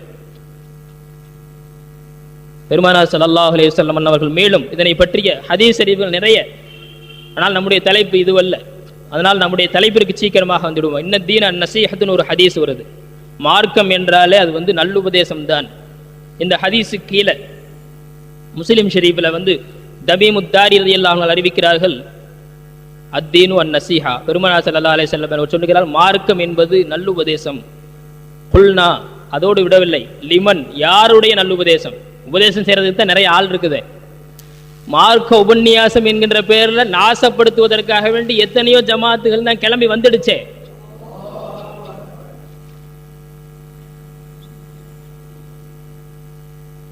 உண்மையா இல்லையா? அதாவது உபதேசம் பண்றோம், நல்ல வழி காட்டுறோம் சொல்லிட்டு மார்க்கம் தெரியாத முட்டாள்கள் எல்லாம் இன்றைக்கு உட்கார்ந்து 4 பேர்த்த கூட்டிக்கிட்டு பயான் பண்ணக்கூடிய சூழல் தமிழ்நாட்டில் தான் அது அதிகமா. அநேகமான பள்ளிகளிலே நாம் பார்த்து கொண்டுதானே இருக்கிறோம். ஒரு இமாமுக்கு எவ்வளவு தகுதி கேட்கிறாங்க. 7 வருஷம் பார்த்துட்டு வந்த, 7 வருஷம் ஓதிட்டு வந்த இமாமுக்கு 7 வருடம் ஓதி அவர் இமாமத்து செய்வதற்கும், மக்களை தர்தீபு செய்வதற்கும், மார்க்க உபன்யாசம் செய்வதற்கும், நசீகத்து செய்வதற்கும், நல்லுபதேசம் செய்வதற்கும், வழிகாட்டுவதற்கும் அனைத்திற்கும் தகுதி இருக்கிறது என்று சனது வழங்கப்பட்டதற்கு பிறகும் கூட ஒரு இமாம உட்கார வச்சுக்கிட்டு 1/2 மணி நேரம் கேள்வி கேட்கிறாங்க. உண்டா இல்லையா? பள்ளிகள்ல நடக்குதா இல்லையா? ஆனால் மார்க்க உபன்யாசம் என்கின்ற பெயர்ல சில வழிகட்ட ஷைத்தான்கள் கூப்பிட்டு 4 பேர் உட்கார வச்சு நடு பள்ளியில என்ன செஞ்சுட்டு இருக்கிறான்? மார்க்க உபன்யாசம் செஞ்சுட்டு இருக்கிறான். அவனுக்கு என்ன தகுதி இருக்குன்னு சொல்லிட்டு எந்த நிர்வாகியாலையாவது கேட்க முடிஞ்சதா? எந்த உமராவாலையாவது கேட்க முடிஞ்சதா? முடியலையே. இப்ப மார்க்க உபன்யாசம் என்பது இன்னைக்கு ஒரு கேவலமான மட்டமான, அதாவது எடுப்பார் கைப்பிள்ளையாக, தண்டல் எடுத்தவன் எல்லாம் தண்டல்காரன், தடி எடுத்தவன் எல்லாம் தண்டல்காரன் என்று சொல்வார்கள். அதே போல கத்தி எடுத்தவன் எல்லாம் ரவுடிசம் பண்றவன், ரவுடிங்கிற ஒரு தோரணை உண்டாக்கி இருப்பதை போல இன்னைக்கு என்னன்னா ஒரு 4 பேரை கூட்டி உட்கார வச்சுக்கிட்டு நடுப்பள்ளியில உட்கார்ந்துட்டாருன்னா அவருக்கு அல்ஹம்து சூரா தெரிஞ்சாலும் சரி, அலம்தர கைஃப தெரிஞ்சாலும் சரி, அதை பத்தி எல்லாம் பிரச்சனை கிடையாது. அவரெல்லாம் நசீகத்து பண்ண ஆரம்பிச்சிடுறாரு. நல்லுபதேசம் தானே, யாரு செஞ்சா என்ன? ஆனால் நபிகள் பெருமானார் ஸல்லல்லாஹு அலைஹி வஸல்லம் இடத்திலே கேட்கப்படுகிறது, யாருடைய நல்லுபதேசம்? மார்க்க உபதேசம். யாருடைய நல்லுபதேசத்தை எடுத்துக்கொள்ள வேண்டும்? கால, பெருமானார் ஸல்லல்லாஹு அலைஹி வஸல்லம் சொல்கிறார்கள், லில்லாஹி, அல்லாஹுடைய உபதேசம், வலி கிதாபிஹி, இறை வேதத்தினுடைய நல்லுபதேசம். 3வது வலி ரசூலிஹி, அல்லாஹுடைய தூதரினுடைய நல்லுபதேசம். 4வது வலி இம்மத்தில் முஸ்லிமீன ஆம்மத்தஹும், பொது முஸ்லிம் மக்களினுடைய இமாம்கள் இருக்கிறார்களா இல்லையா, அந்த இமாம்களினுடைய நல்லுபதேசம். அல்லாஹுடைய நல்லுபதேசம், இறை வேதத்தினுடைய நல்லுபதேசம், இறை தூதனுடைய நல்லுபதேசம், பொது முஸ்லிம் மக்களினுடைய இமாம்களினுடைய நல்லுபதேசம். இதுதான் மார்க்க நல்லுபதேசம். இதற்கு பின்னால் இதை தவிர இருக்கக்கூடியதெல்லாம் அதற்கு மார்க்க சாயல் பூசுவது என்பது மார்க்கத்திலே அனுமதிக்கப்படவில்லை. முஸ்லிம் ஷரீஃபினுடைய ரிவாயத். பெருமானார் ஸல்லல்லாஹு அலைஹி வஸல்லம் அவர்கள் அத்தோடு விடல, இன்னும் சொல்லிக் கொடுக்குறாங்க அந்த இமாம்களினுடைய பொற்காலம் என்ன. கைரு உம்மத்தி கர்ணி, பொற்காலம் என்றால் அது என்னுடைய நூற்றாண்டு. சும்மல்லதீன எலூனகும் சும்மல்லதீன எலூனகும், எனக்கு அடுத்து இருக்கக்கூடிய ஒரு நூற்றாண்டு, அதற்கு அடுத்து இருக்கக்கூடிய ஒரு நூற்றாண்டு, அதாவது 3 நூற்றாண்டுகள். பொற்காலம் என்பது, இந்த மார்க்கத்தினுடைய பொற்காலம் என்பது 3 நூற்றாண்டுகள். வாருங்கள், ஒரு இமாம்களினுடைய பிறப்பையும் இறப்பையும் மட்டும் ஒரு கணக்கெடுப்போம். இமாம் அபூ ஹனீஃபா ரஹ்மத்துல்லாஹி அலைஹி அவர்கள் ஹிஜ்ரி 80 பிறக்கிறாங்க, 150 மரணிக்கிறார்கள். இமாம் மாலிக் ரஹ்மத்துல்லா ஹிஜ்ரி 90 பிறக்கிறார்கள், 179 மரணிக்கிறார்கள். இமாம் ஷாஃபி ரஹ்மத்துல்லா ஹிஜ்ரி 150 பிறக்கிறார்கள், 204 வஃபாத் ஆகிறார்கள். இமாம் அஹ்மது ரஹ்மத்துல்லா ஹிஜ்ரி 164 பிறக்கிறார்கள், ஹிஜ்ரி 241 மரணிக்கிறார்கள். அதாவது 3 நூற்றாண்டுகளுக்குள்ள இமாம்களுடைய வருகை, இமாம்களினுடைய செயல்பாடு, இமாம்களுடைய சேவை அனைத்து முற்று பெறுகிறது. அதனால்தான் ஒட்டுமொத்த இஸ்லாமிய சமுதாயமும் அன்றைய இமாம்களுடைய காலந்தொட்டு இன்றைக்கும் வரைக்கும் இந்த 4 மதுஹபினுடைய வழியிலே, குர்ஆன் ஹதீஸினுடைய ஒளியிலே, அஹ்லு சுன்னத் வல் ஜமாஅத்தினுடைய பாதைதான் நேரிய சத்திய வழி என்பதை தெளிவாக அழுத்தம் திருத்தமாக அடித்து சொல்லி இருக்கிறார்கள். அதுதான் ஒட்டுமொத்த இஸ்லாமிய சமுதாயத்தினுடைய இஜ்மா. இதுல எந்த பிரச்சனையும் கிடையாது. பொதுவாக எல்லா முஸ்லிம்களுமே, அநேகமான முஸ்லிம்கள் விளங்கி வைத்திருக்கிறார்கள் இந்த விஷயத்தை. அதாவது அஹ்லு சுன்னத் வல் ஜமாஅத்தினுடைய பாதை தான் சத்திய வழி என்பதை விளங்கி வைத்திருக்கிறார்கள். ஆனா அவங்க விளங்காதது என்ன தெரியுங்களா? அஹ்லு சுன்னத் வல் ஜமாஅத்னா என்ன, அதனுடைய கொள்கை என்ன, அதனுடைய கோட்பாடு என்ன, யார் சொல்லக்கூடிய வழிமுறை அஹ்லு சுன்னத் வல் ஜமாஅத்தினுடைய வழிமுறை என்பதை விளங்கி வைக்கவில்லை. அப்படிப்பட்ட ஒரு பிரச்சனை குறிப்பாக நம்முடைய தமிழ்நாட்டில் ஏற்பட்டிருக்குது. விஞ்ஞானத்திற்கு அதிகமாக பயன்பட்டதை விட அடுத்தவன் குடியை கெடுக்கிறதுக்கு தான் அதிகமாக யூஸ் ஆயிருக்குது. ஒரு அணுகுண்டு தயாரிக்கிறான்னா நல்ல நோக்கத்துல எல்லாம் தயாரிக்கிறது கிடையாது. எப்படி அடுத்த நாட்டை பயமுறுத்தலாம், எப்படி அவங்கிட்ட இருந்து கொள்ளையடிக்க வேண்டியதை கொள்ளையடிக்கலாம், எப்படி அவனிடத்துல நம்ம நாட்டாம பண்ணலாம் என்கின்ற எண்ணத்திலே தான் செய்யறான். அதே போல அவனுடைய மார்க்கத்தை அதிகமாக சிந்தித்திருக்கிறானோ இல்லையோ, இந்த இஸ்லாமிய சமுதாயத்தை எப்படி சின்னாபின்னப்படுத்த வேண்டும், எந்த வழிகளில் எல்லாம் முயற்சி செய்தால் இவர்களை நாம் கோழைகளாக்கி விடலாம், இவர்களை வென்று விடலாம் என்றுதான் யோசித்திருக்கிறார்கள். ஏன்னா நிறைய அடி வாங்கியிருக்கிறான். யோசனை என்பது சாதாரணமாக வரவில்லை. ஹைபர்ல ஆரம்பிச்சு, ஹைபருக்கு முன்னாடியும் கூட எத்தனையோ அடி இருந்தாலும் ஹைபர்ல நேரடியாக அடி வாங்கிய யூதன், அதற்கு பிறகு சிலுவை போர் வரைக்கும் யூதர்களும் கிறிஸ்தவர்களும் மாறி மாறி மாறி மாறி இஸ்லாமியத்தில் இஸ்லாமியர்களை அழிக்க வேண்டும் என்பதற்காக வேண்டி முனைவார்கள். இஸ்லாமியர்களிடத்தில் அடி வாங்கி போய் ஒளிவார்கள். இதுதான் இந்த சரித்திரம். அதான் யோசிக்கிறான், என்னடா செய்யறது, இவனை என்ன செஞ்சாதான் இவனை அழிக்க முடியும். ரோம் போர் நடந்துட்டு இருக்குது. ஹஜ்ரத் காலித் ரலியல்லாஹு அன்ஹு அவருடைய தலைமையில் கிட்டத்தட்ட 1,00,000க்கும் மேற்பட்ட கிறிஸ்தவ படைகள், ஆனால் சில ஆயிரக்கணக்கான முஸ்லிம் படைகள். முஸ்லிம் படைகளை லட்சக்கணக்கான கிறிஸ்தவ படைகளால் கண்ட்ரோல் பண்ண முடியல. ஒரே குழப்பம். நம்ம 10 பேர் சேர்ந்து அவனை ஒருத்தனை அடிச்சா கூட அவன் போயிடுவானே, எதனால நம்மளை அவனால அழிக்கவே முடியல? இவ்வளவு பெரிய படை இருக்கிறது, எல்லாமே இருக்கிறது, ஆயுதம் இருக்கிறது, போர் பயிற்சி இருக்குது, எல்லாமே இருக்குது, ஆனால் முடியலையே. கடுமையா யோசிக்கிறாங்க. ஒரு தடவை என்ன நடந்துச்சு, அந்த போனுடைய சமயத்துல காலித் ரலியல்லாஹு அன்ஹு இப்படி கூட ஏதாவது எப்படி எல்லாம் நம்மை வீழ்ச்சி அடைய செய்ய வேண்டும் என்று யோசிக்கிறாங்க. ஒரு கிறிஸ்தவர் விஷ பாட்டிலோட வந்தார் காலித் ரலியல்லாஹு அன்ஹுடைய கூடாரத்திற்கு. நான் கிறிஸ்தவ படையிலிருந்து தூதுவனாக வந்திருக்கிறேன். இப்பொழுது என் கையில ஒரு விஷம் இருக்குது. இந்த விஷத்தை குடிச்சேன்னா ஒரே நொடியில நான் ஸ்பாட்லேயே காலி ஆயிடுவேன். தூதரை கொல்வது என்பது ராஜ துரோகம். நீங்கள் தான் என்னை கொன்றீர்கள் என்பது என்ன செய்யறோம், வெளியே இஷ்யூவாயிடும். அதற்கு பிறகு இது ஒட்டுமொத்த இஸ்லாமியர்களின் மீது அழிக்க முடியாத கரையாக பறிந்து போய்விடும். இதுவரைக்கும் இஸ்லாமியர்கள் என்றால் நாகரீகவாதிகள், போர்க்களத்திலே கூட கருணை காட்டக்கூடியவர்கள் என்று உங்களுக்கு ஒரு பெயர் இருக்கிறது. ஆனால் இதற்கு பிறகு அந்த பெயர் காணாமல் போய்விடும். தூது வந்தவரை கூட கொன்று விட்டீர்கள் என்கின்ற ஒரு அழுக்காறு உங்கள் மீது ஏற்பட்டுவிடும். இதை நான் செய்ய போகிறேன் என்று சொல்லிக்கொண்டே இருக்கின்ற பொழுது ஹஜரத் ஹாலித் ரலியல்லாஹு அன்ஹு சிரித்துக் கொண்டே வேகமாக அவரிடத்திலே அந்த விஷ பாட்டிலை வாங்கி பிஸ்மில்லாஹிர் ரஹ்மானிர் ரஹீம் சொல்லி ஓபன் பண்ணி ஊத்திட்டாங்க. அவனுக்கு ஒரே ஷாக்கு, ஒண்ணுமே நடக்கல. அவன் அப்பதான் விளங்கிக்கிட்டான், இஸ்லாமிய சமுதாயத்தினுடைய பலம் என்பது அவர்கள் உடலுக்குள்ளே இருக்கக்கூடிய ரூஹு அல்ல, அவர்களுடைய கல்பிலே இருக்கக்கூடிய ஈமான், அதுதான் பலம். அந்த ஈமானை உடைத்தால் மட்டும்தான் அவர்களை வெல்ல முடியும். அதே போரில் தான் ஒரு ரிப்போர்ட் சொல்லப்பட்டது ரோம் பேரரசுக்கு. ஏன் நம்மால ஜெயிக்க முடியல அப்படின்னா, ஒவ்வொரு முஃமினும் மௌத்தாக வேண்டும், ஷஹாதத் பதவியை அடைந்து கொள்ள வேண்டும் என்பதற்காக வேண்டி போரிடுகிறான். ஆனால் நம்முடைய படை எப்படியாவது உயிரை காப்பாற்றிக் கொள்ள வேண்டும் என்று போரிடுகிறார்கள். ஆகவே நாம் லட்சம் அல்ல கோடி நபர்கள் சேர்ந்தாலும் கூட ஒரு முஸ்லிமை கூட நம்மால் ஒன்றும் செய்ய முடியாது. ஏனெனில் அவனிடத்தில் ஈமான் இருக்கிறது. ஈமான் தான் இஸ்லாத்தினுடைய பலம், ஈமான் தான் இஸ்லாமியர்களுடைய பலம். அதனாலதான் யோசிச்சான். யூதனுக்கு யோசிக்கிற மூளை நிறைய அதிகமா இருக்குது, கிறிஸ்தவனுக்கு செயல்படுத்தக்கூடிய மூளை அதிகமாக இருக்கிறது. அதனாலதான் அவங்க ரெண்டு பேரும், யூதன் யோசிச்சு என்ன செய்யணுன்றதை திட்டம் போட்டு கொடுத்துருவான். அந்த திட்டத்தை கிறிஸ்தவர்கள் அருமையாக செயல்படுத்தி விடுவார்கள்.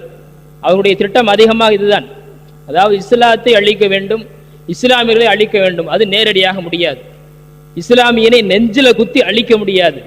ஆகவே என்ன செய்வது, அவனுடைய உள்ளத்திலே இருக்கக்கூடிய ஈமானை அப்படியே உருவிவிட்டால் அதற்கு பிறகு அவன் கோழையாகி விடுவான். லட்சம் முஸ்லிம் வந்தாலும் கூட அவனை நாம் சாதாரணமாக எதிர்கொள்ள முடியும், நமக்கு அடிபணிந்து விடுவான். இன்றைய காலத்தினுடைய சூழல், இஸ்லாமிய அரசுகள், இஸ்லாமிய மக்கள் யூத கிறிஸ்தவ அராஜகத்திற்கு அடிபணிந்து போய் கேவலமான ஒரு சூழலிலே தள்ளப்பட்டிருக்கிறார்கள் என்றால் அவருடைய ஈமானில் இருக்கக்கூடிய பிரச்சனை. அதனால்தான் ஈமானை எப்படி உருவுறதுன்னு சொல்லிட்டு தான் யோசிச்சான். அந்த யோசனையினுடைய முடிவுதான் வஹாபிசம். நான் என்னுடைய தலைப்பிற்கு வந்துவிட்டேன். அந்த யோசனையினுடைய முடிவுதான் வஹாபிசம். வஹாபிசத்தினுடைய நோக்கம் என்னவென்றால், வஹாபிகளுடைய நோக்கம் என்னவென்றால் முஸ்லிம்களை முஸ்லிம்கள் என்ற பெயரிலேயே ஈமான் இல்லாதவர்களாக இருக்க வைப்பது. ஏன்னா அவனுக்கு தேவை நம்முடைய உடல் அல்ல. நாம் கோழைகளாக அவனை எதிர்க்காமல் அவனுக்கு பின்னால் போக வேண்டும். அதற்கு ஒரே வழி, நம்முடைய ஈமான் உருவப்பட வேண்டும். அதாவது இந்த தேன்ல இருந்து தேனை தேனீக்கே தெரியாம என்ன செய்வாங்க, தேன் கூட்டிலிருந்து எடுக்கிறது ஒரு கலை. அதை போல இஸ்லாமியர்களுக்கே தெரியாமல் அவர்களை காபிர்களாக வாழ வைப்பது, இதுதான் வஹாபிசத்தினுடைய நோக்கம். அதற்காக வேண்டி யூதர்களும் கிறிஸ்தவர்களும் கடுமையாக முயற்சி செய்து உருவாக்கியவன் தான் முஹம்மத் பின் அப்துல் வஹாப் என்பவன். அப்துல் வஹாப்னு சொல்லிட்டு அது அவங்க அத்தா, அவர் நல்ல மனுஷன். ஆனால் இன்றைக்கு பெயர் என்பது அந்த வஹாப் என்கின்ற வார்த்தையிலிருந்து தான் வஹாபிசம், வஹாபியம் என்று வந்திருக்கிறது. ஆக வஹாபிசத்தினுடைய நோக்கம் முஸ்லிம்களை தொப்பி போட்ட நிலையிலேயே அவனை காபிராக்கிறது. அவனுடைய ட்ரெண்டே அதுதான். குறிப்பாக அவன் அதற்கு எடுத்துக்கொண்ட ஆயுதம் என்னன்னு சொன்னா, ரசூலை கேவலமாக ஒரு முஃமினுடைய உள்ளத்திலே பதிய வைப்பது. எப்போ ஒரு முஸ்லிம் தன்னுடைய ரசூலை கேவலமாக கருதுகிறானோ, சாதாரணமாக கருதுகிறானோ, அவனுடைய ஈமான் போயிடும். அல்லாஹ் தஆலா குர்ஆன்ல சொல்றான், யா அய்யுஹல்லதீன ஆமனூ லா தகூலு ராயினா. முஃமின்களே, யூதர்கள் அவமரியாதை செய்ய வேண்டும் என்கின்ற நோக்கத்திலே ராயினா என்று சொல்லுகிறார்கள். நீங்கள் அந்த நோக்கத்திலே சொல்லவில்லை, ஆனாலும் கூட அந்த வார்த்தையை நீங்கள் பயன்படுத்த வேண்டாம். உன்லுர்னா என்றே சொல்லுங்கள். வஸ்மஉ, ஏன் சொல்ல வேண்டும், தெளிவாக நாயகத்தினுடைய உபதேசத்தை கேளுங்கள். வலில் காஃபிரீன அதாபுன் அலீம், நாயகத்தை அவமரியாதை செய்ய வேண்டும் என்று நினைக்கக்கூடிய காபிர்களுக்கு கடுமையான வேதனை இருக்கிறது என்று எச்சரிக்கை செய்கிறது. இன்னொரு வசனத்தில் அல்லாஹ் இப்படி சொல்கிறான், யா அய்யுஹல்லதீன ஆமனூ லா தர்ஃபஉ அஸ்வாதக்கும் ஃபௌக ஸௌத்தின் நபி. நபி நாயகம் ஸல்லல்லாஹு அலைஹி வஸல்லம் அவருடைய சப்தத்திற்கு மேலே உங்களுடைய சப்தத்தை நீங்கள் உயர்த்தாதீர்கள். ஏன் அப்படி செஞ்சா என்ன ஆயிரும், அன்தஹபத அமாலுக்கும், நீங்கள் செய்த அமல்கள் எல்லாம் அழிந்து போய்விடும். அமல்கள் அழிவதற்கு என்ன காரணம், ஈமான் நீங்குவது, அமல்கள் அழிவது. ஒரு முஃமினுக்கு அவனுடைய அமல் அழிக்கப்பட வேண்டும் என்றால் அவனுடைய ஈமான் உருவப்பட வேண்டும். அன்தும் லா தஷ்உரூன், நீங்களே அறிய மாட்டீர்கள், ஆனால் உங்களுடைய ஈமான் போய்விடும், உங்களுடைய அமல்கள் அழிக்கப்பட்டு விடும். ஆகவே முஃமின்கள் முஸ்லிம்கள் அவர்களுக்கு தெரியாமலேயே அவர்களுடைய ஈமான் உருவப்பட்டு அவர்கள் காபிர்களாக நமக்கு கீழ்ப்படிந்தவர்களாக நம்மை எதிர்க்காத கோழைகளாக ஆகிவிட வேண்டும் என்கின்ற நோக்கத்தில் உருவாக்கப்பட்டது வஹாபிசம். நபிகள் பெருமானார் ஸல்லல்லாஹு அலைஹி வஸல்லம் அவர்கள் இந்த முஹம்மது பின் அப்துல் வஹாப் நஜ்தியை பற்றியும் கூட முன்னறிவிப்பு செய்திருக்கிறார்கள். யா ரசூலல்லாஹ், அதாவது யமனுக்காக வேண்டியும் ஷாம் தேசத்திற்காக வேண்டியும் நபிகள் பெருமானார் ஸல்லல்லாஹு அலைஹி வஸல்லம் பரக்கத்து செய்வாயாக என்று துஆ செய்கிறார்கள். நஜ்து தேசத்துக்கும் துஆ செய்யுங்களேன். நஜ்துங்கிறது என்னன்னா இப்ப இருக்கிற சவுதி, இப்ப இருக்கிற சவுதி, நஜ்து தேசத்திற்காக வேண்டியும் துஆ செய்யுங்களேன். பெருமானார் ஸல்லல்லாஹு அலைஹி வஸல்லம் சொல்கிறார்கள், ஹுனாலிக ஸலாஸில் வல் ஃபிதன், அங்குதான் இஸ்லாமிய உலகை திடுக்குடச் செய்யக்கூடிய பயங்கரமான நிகழ்ச்சிகள் எல்லாம், பயங்கரமான குழப்பங்கள் எல்லாம் உண்டாகும். அது மட்டுமல்ல, வபிஹாயத்துலு கர்னு ஷைத்தான், அங்கிருந்துதான் ஷைத்தான் தன்னுடைய கொம்பு சீவிக்கொண்டு கிளம்புவான், ஷைத்தான் தன்னுடைய கொம்பை சீவிக்கொண்டு அங்கிருந்து கிளம்புவான் என்று முன்னெச்சரிக்கை செய்திருக்கிறார்கள். அந்த முன்னெச்சரிக்கையின்படி அதே போல என்ன செஞ்சான், முஹம்மது பின் அப்துல் வஹாப் என்கின்ற வஹாபி தோன்றினார். அவனுடைய யூதர்களும் கிறிஸ்தவர்களும் மயக்கி அவனை வஹாபிசத்தை, அதாவது வஹாபிசம் அவன் கண்டுபிடிச்சதல்ல, உண்மையிலே யூதர்களும் கிறிஸ்தவர்களுடைய கண்டுபிடிப்பு. அதை கண்டுபிடித்து அதனை செயல்படுத்துவதற்கு முஹம்மது பின் அப்துல் வஹாப்ங்கிற ஒருத்தனை உருவாக்குறான். அந்த முஹம்மது பின் அப்துல் வஹாப்ங்கிறவன் தான் என்ன செய்யறான், முழுக்க முழுக்க இன்னைக்கு பார்த்தா நம்ம கேட்கற உண்டு, ஏன் இந்த அரபு நாட்டுக்கு போறாங்க, அதுவும் சவுதிக்கு போறவங்க மட்டும் எல்லாமே வஹாபிகளா திரும்பி வர்றாங்க? இங்க இருக்கிற வரைக்கும் நல்லா தானே இருக்கிறாங்க, இங்க இருக்கிற வரைக்கும் மௌலிது ஓதுறாங்க, இங்க இருக்கிற வரைக்கும் கந்தூரில் கலந்து கொள்கிறார்கள், நல்ல நிகழ்ச்சிகளிலே பெரியவர்களுக்கு நபிமார்களுக்கு வலிமார்களுக்கு எல்லாம் மரியாதை செய்கிறார்கள். ஆனா சவுதிக்கு போயிட்டு வந்துட்டா எல்லாம் வஹாபியா போறானே, ஏன்? எல்லாம்ங்கிறதுனால எல்லாங்கிற கருத்து அல்ல. பொதுவாக பலர் இப்படி ஆவது உண்டு. பல ஊரிலும் பல நிகழ்வுகள் இருப்பதனால எல்லாங்கிற வார்த்தையை பயன்படுத்துகிறோம். அப்போ பலரும் இப்படி ஆகிறதுக்கு என்ன காரணம் அப்படின்னா, அங்க இருக்கக்கூடிய அந்த சவுதி கவர்மெண்ட் அதுவும் வஹாபிசத்தை பின்பற்றியதான். ஏன்னா அவன் எவ்வளவு நுணுக்கமாக வேலை செய்யறான் பாருங்க. அதாவது சன்மார்க்கத்திற்கு எதிராக முஹம்மது பின் அப்துல் வஹாபா ஒரு பக்கம் உருவாக்குறான், அதே போல இஸ்லாமிய அரசுக்கு எதிராக முஹம்மது பின் சவுத ஒரு பக்கம் உருவாக்குறான். ஆட்சியையும் என்ன செய்யணும், கவிழ்க்கணும், இஸ்லாமிய சமுதாயத்தையும் கவிழ்க்கணும். நமக்கு ரெண்டுமே தேவை. இஸ்லாமியர்களுடைய ஆட்சி நமக்கு கீழே நடக்கணும், இஸ்லாமிய சமுதாயமும் நமக்கு கீழே தான் இருக்கணும். அதனால ஆட்சியை கவிழ்க்கிறதுக்கு முஹம்மது பின் சவுத ரெடி பண்றான். அதே போல இஸ்லாமிய சமுதாயத்தை கவிழ்க்க வேண்டும் என்பதற்காக வேண்டி முஹம்மது பின் அப்துல் வஹாப் ரெடி பண்றான். அதற்கு அது ஒரு பெரிய சரித்திரம். ஹஜ்ரத் எஃப்எம் இப்ராஹிம் ரப்பானி அவர்கள் எல்லாம் வஹாபிய தோற்றம் அப்படின்னு சொல்லிட்டு 2 கிதாப் எழுதினாங்க தமிழ்ல. அந்த 2 கிதாபிலையும் முதல் பாகத்திலே முஹம்மது பின் அப்துல் வஹாப் எப்படி யூத சூழ்ச்சியால் உருவாக்கப்பட்டான் என்பதை தெளிவாக எடுத்து எழுதுகிறார்கள். அதே போல 2வது பாகத்தை உருவானதற்கு பிறகு இஸ்லாமிய சமுதாயத்திலே குறிப்பாக ஹரமன் ஷரீஃபிலே மக்கா மதினாவிலே ஏற்பட்ட மாற்றங்கள் என்ன என்பதை பற்றி எல்லாம் தெளிவாக எழுதியிருக்கிறார்கள். ஏன் அல்லாமா ஷாமி ரஹ்மத்துல்லா தங்களுடைய ரத்துல் முக்தாரில் கூட பாபுல் புகாத்தில் எழுதுறாங்க. அதாவது வழிகேடு பற்றி ஒரு பிரிவு, அதில் அவங்க எழுதுறாங்க, கமா வகாஃபி ஜமானினா, அதாவது முஹம்மது பின் அப்துல் வஹாபினுடைய படையும் முஹம்மது பின் சவுதுடைய படையும் சேர்ந்து மக்கா மதினாவில் என்ன பிரச்சனையை உண்டு பண்ணாங்க, எப்படிப்பட்ட ஒரு சேதத்தை ஏற்படுத்தினார்கள், எப்படிப்பட்ட கலவரத்தை, அந்த புண்ணிய பூமியை எப்படி ரத்த களரியாக ஆக்கினார்கள் என்பதை சொல்லிட்டு எழுதுறாங்க. கமா வகாஃபி ஜமானினா ஃபி அத்பா இப்னு அப்துல் வஹாப் அல்லதீன ஹரஜு மின் நஜ்த், நஜ்திலிருந்து வந்த அப்துல் வஹாபினுடைய படை என்ன செஞ்சாங்க, வதகல்லபு அலல் ஹரமைன், ஹரம் ஷரீஃபான மக்கா மதினாவிலே இருக்கக்கூடிய புண்ணிய மக்களின் மீது என்ன செஞ்சாங்க, ஆக்கிரமிப்பு செய்தார்கள். வகானு யன்தஹிலுன அல் ஹனாபிலா, ஆனா அவன் எப்படி செஞ்சானா, இதுதான் இங்கே முக்கியமாக வஹாபிசத்தை நாம் புரிந்து கொள்ள வேண்டிய நேரம் இதுதான், இந்த வார்த்தை தான்.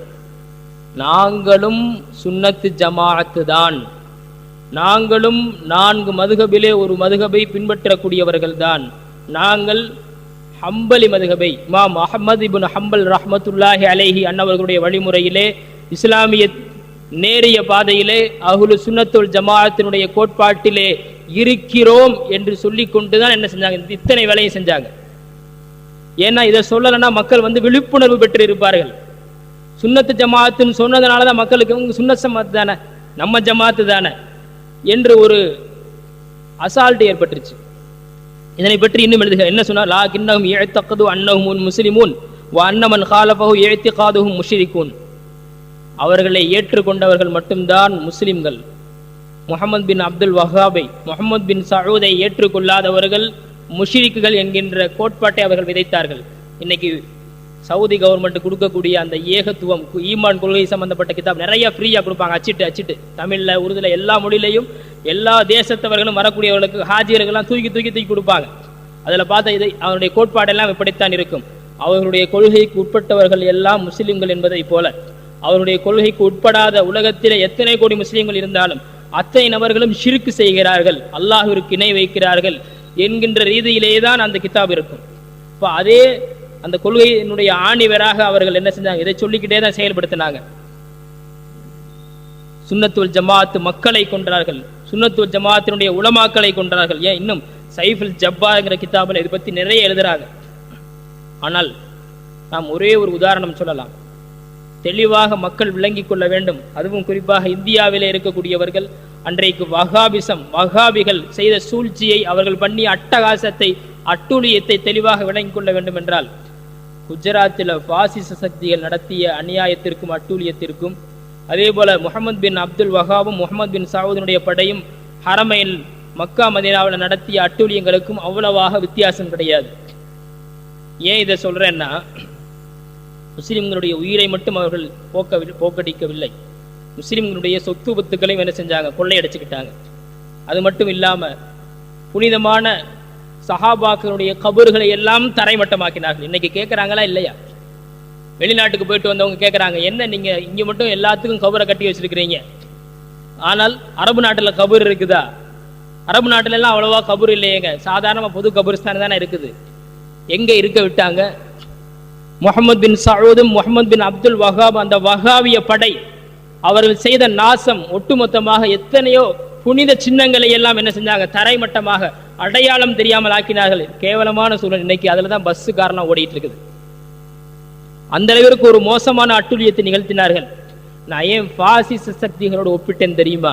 அதற்கும் காரணம் இருக்கிறது. அது மட்டுமல்ல, ஹரமைனிலே இருக்கக்கூடிய பெண்களை கூட, சிறுமிகளை கூட கற்பழித்தார்கள். நெஞ்சு குதிக்க வேண்டும், எந்த அளவிற்கு கொடூரமாக இருந்திருக்கிறார்கள். இதே தான் குஜராத்தில் நடந்துச்சு.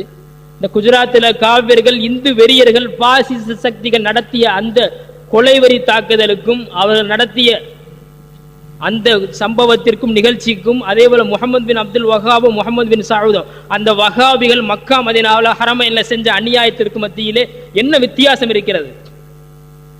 இவன் காஃபிர்னு சொல்லிட்டு செஞ்சான், அவன் காஃபிர்னு சொல்லல, தான் தான் முஸ்லீம்னு சொல்லிட்டு செஞ்சான், தான் தான் சுன்னத் ஜமாத்துன்னு சொல்லிட்டு செஞ்சான், தான் மதுஹபை பின்பற்றுகிறோம் என்று சொல்லிவிட்டு செய்தான், அத்தனை அட்டூழியங்களையும் செய்தான். சொல்லிட்டானா? இப்ப வாங்க, இப்போ ஒரு முக்கியமான விஷயம். அந்த முஹம்மது பின் அப்துல் வஹாபு முஹம்மது பின் சஊதும் அவனுடைய படையர்களும், அதாவது வஹாபிகள் எவ்வளவு கேடுகட்டவர்கள், மோசமானவர்கள், இந்துத்துவ பாசிச சக்திகளை விட மிகவும் தீயவர்கள் என்பதை தெளிவாக இந்த இஸ்லாமிய சமுதாயம் அறிந்து கொண்டதற்கு பின்னால் நான் இன்னொரு செய்தியை சொல்கிறேன். அந்த அரபு வஹாபிக்கு இங்க இருக்கக்கூடிய இந்திய வஹாபி ரஷீத் அகமது கங்கோஹி சப்போர்ட் பண்றாரு பாருங்க. பத்தாவா ரஷீதியா கித்தாபை வேணும்னாலும் எடுத்துக்கோங்க. பத்தாவா ரஷீதியா பாகம் 1 பக்கம் 119 வந்து அந்த தேவ்பந்தி ரஷீத் அகமது கங்கோஹி எப்படி சப்போர்ட் பண்றான் பாருங்க. நெஞ்சு கொதிக்க வேண்டும். இன்றைக்கு யாராக இருந்தாலும் சரி, யாரை விமர்சனிக்கணுங்கிறது நம்முடைய நோக்கம் அல்ல. தபிலீக்காரங்க தேவபந்திகள் எல்லாம் நம்ம உட்கார்ந்துக்கிட்டு மீட்டிங்கை போட்டு கேமராலாம் வச்சுக்கிட்டு திட்டணுங்கிறது நோக்கம் அல்ல. விமர்சனம் செய்ய வேண்டும் என்பது நோக்கம் அல்ல. ஆனால் நடுநிலையாக நீங்கள் ஒரு முஸ்லீமாக இருந்து சிந்திக்க வேண்டாம், ஒரு முஸ்லீமாக இருந்து சிந்திக்க வேண்டாம், ஒரு நடுநிலையான சாதாரணமான மனிதனாக இருந்து கொண்டு சிந்தியுங்கள். அப்படி இருந்த முஹம்மது பின் அப்துல் வஹாபிகளை இங்க இருக்கக்கூடிய ரஷீத் அகமது கங்கோஹி தேவ்பந்தி எப்படி ஆதரிக்கிறாரு பாருங்க. मोहम्मद बिन अब्दुल वहाब के मुक्तदियों को वहाबी कहते हैं. முஹம்மது பின் அப்துல் வஹாபை பின்பற்றக்கூடியவர்களை எல்லாம் மக்கள் வஹாபின்னு சொல்றாங்க, நம்ம வஹாபின்னு சொல்றாமா. அவருக்கு ரொம்ப வேதனையா இருக்குது. உன்கே அகாயிது உம்தாத்தே, ஆனா அவங்களுடைய கொள்கை சரியா இருந்துச்சுங்க. ரஷீத் அகமது கங்கோஹி சொல்றாரு, முஹம்மது பின் அப்துல் வஹாப் அவங்களை பின்பற்றவங்களுடைய கொள்கை சரியாக இருந்ததாம். அதே போல அவர் மதுஹப் உன்கா ஹம்பலித்தா, அவங்க ஒன்றும் சுன்னத் ஜமாத்துக்கு வெளியெல்லாம் இல்லைங்க, ஹம்பலி மதுஹபை பின்பற்றினாங்க. அல்பத்தா உன்கே மசாஜ் மே ஷித்தத்தி, அவருடைய செயல்பாடு சில விதத்தில் கொஞ்சம் தீவிரமாக இருந்தது தான், உண்மைதான். அதாவது கொஞ்சம் தீவிரமா இருந்துச்சான். கொஞ்சம் தீவிரமாக இருந்தது உண்மைதான். ஆனால் அதற்காக வேண்டி அவர்கள் எல்லாம் வழிகட்டவர்கள் என்றோ அல்லது வஹாபிகள் என்றோ அவர்கள் எல்லாம் மோசமானவர்கள் தீயவர்கள் என்றோ சொல்லாதீர்கள். அவர்களுடைய கொள்கை நல்ல கொள்கை அப்படின்னு சொல்லி இந்த தேவ்பந்தி சப்போர்ட். இதுக்கு ஒரு உதாரணமும் சொல்றாரு. அதாவது நம்மளும் பல நம்முடைய அமல்கள் ஹனஃபி, ஷாஃபி, மாலிகி, ஹம்பலின்னு சொல்லி சின்ன சின்ன வித்தியாசங்கள் இருக்குது, சின்ன சின்ன கருத்து வேறுபாடுகள் இருக்குது.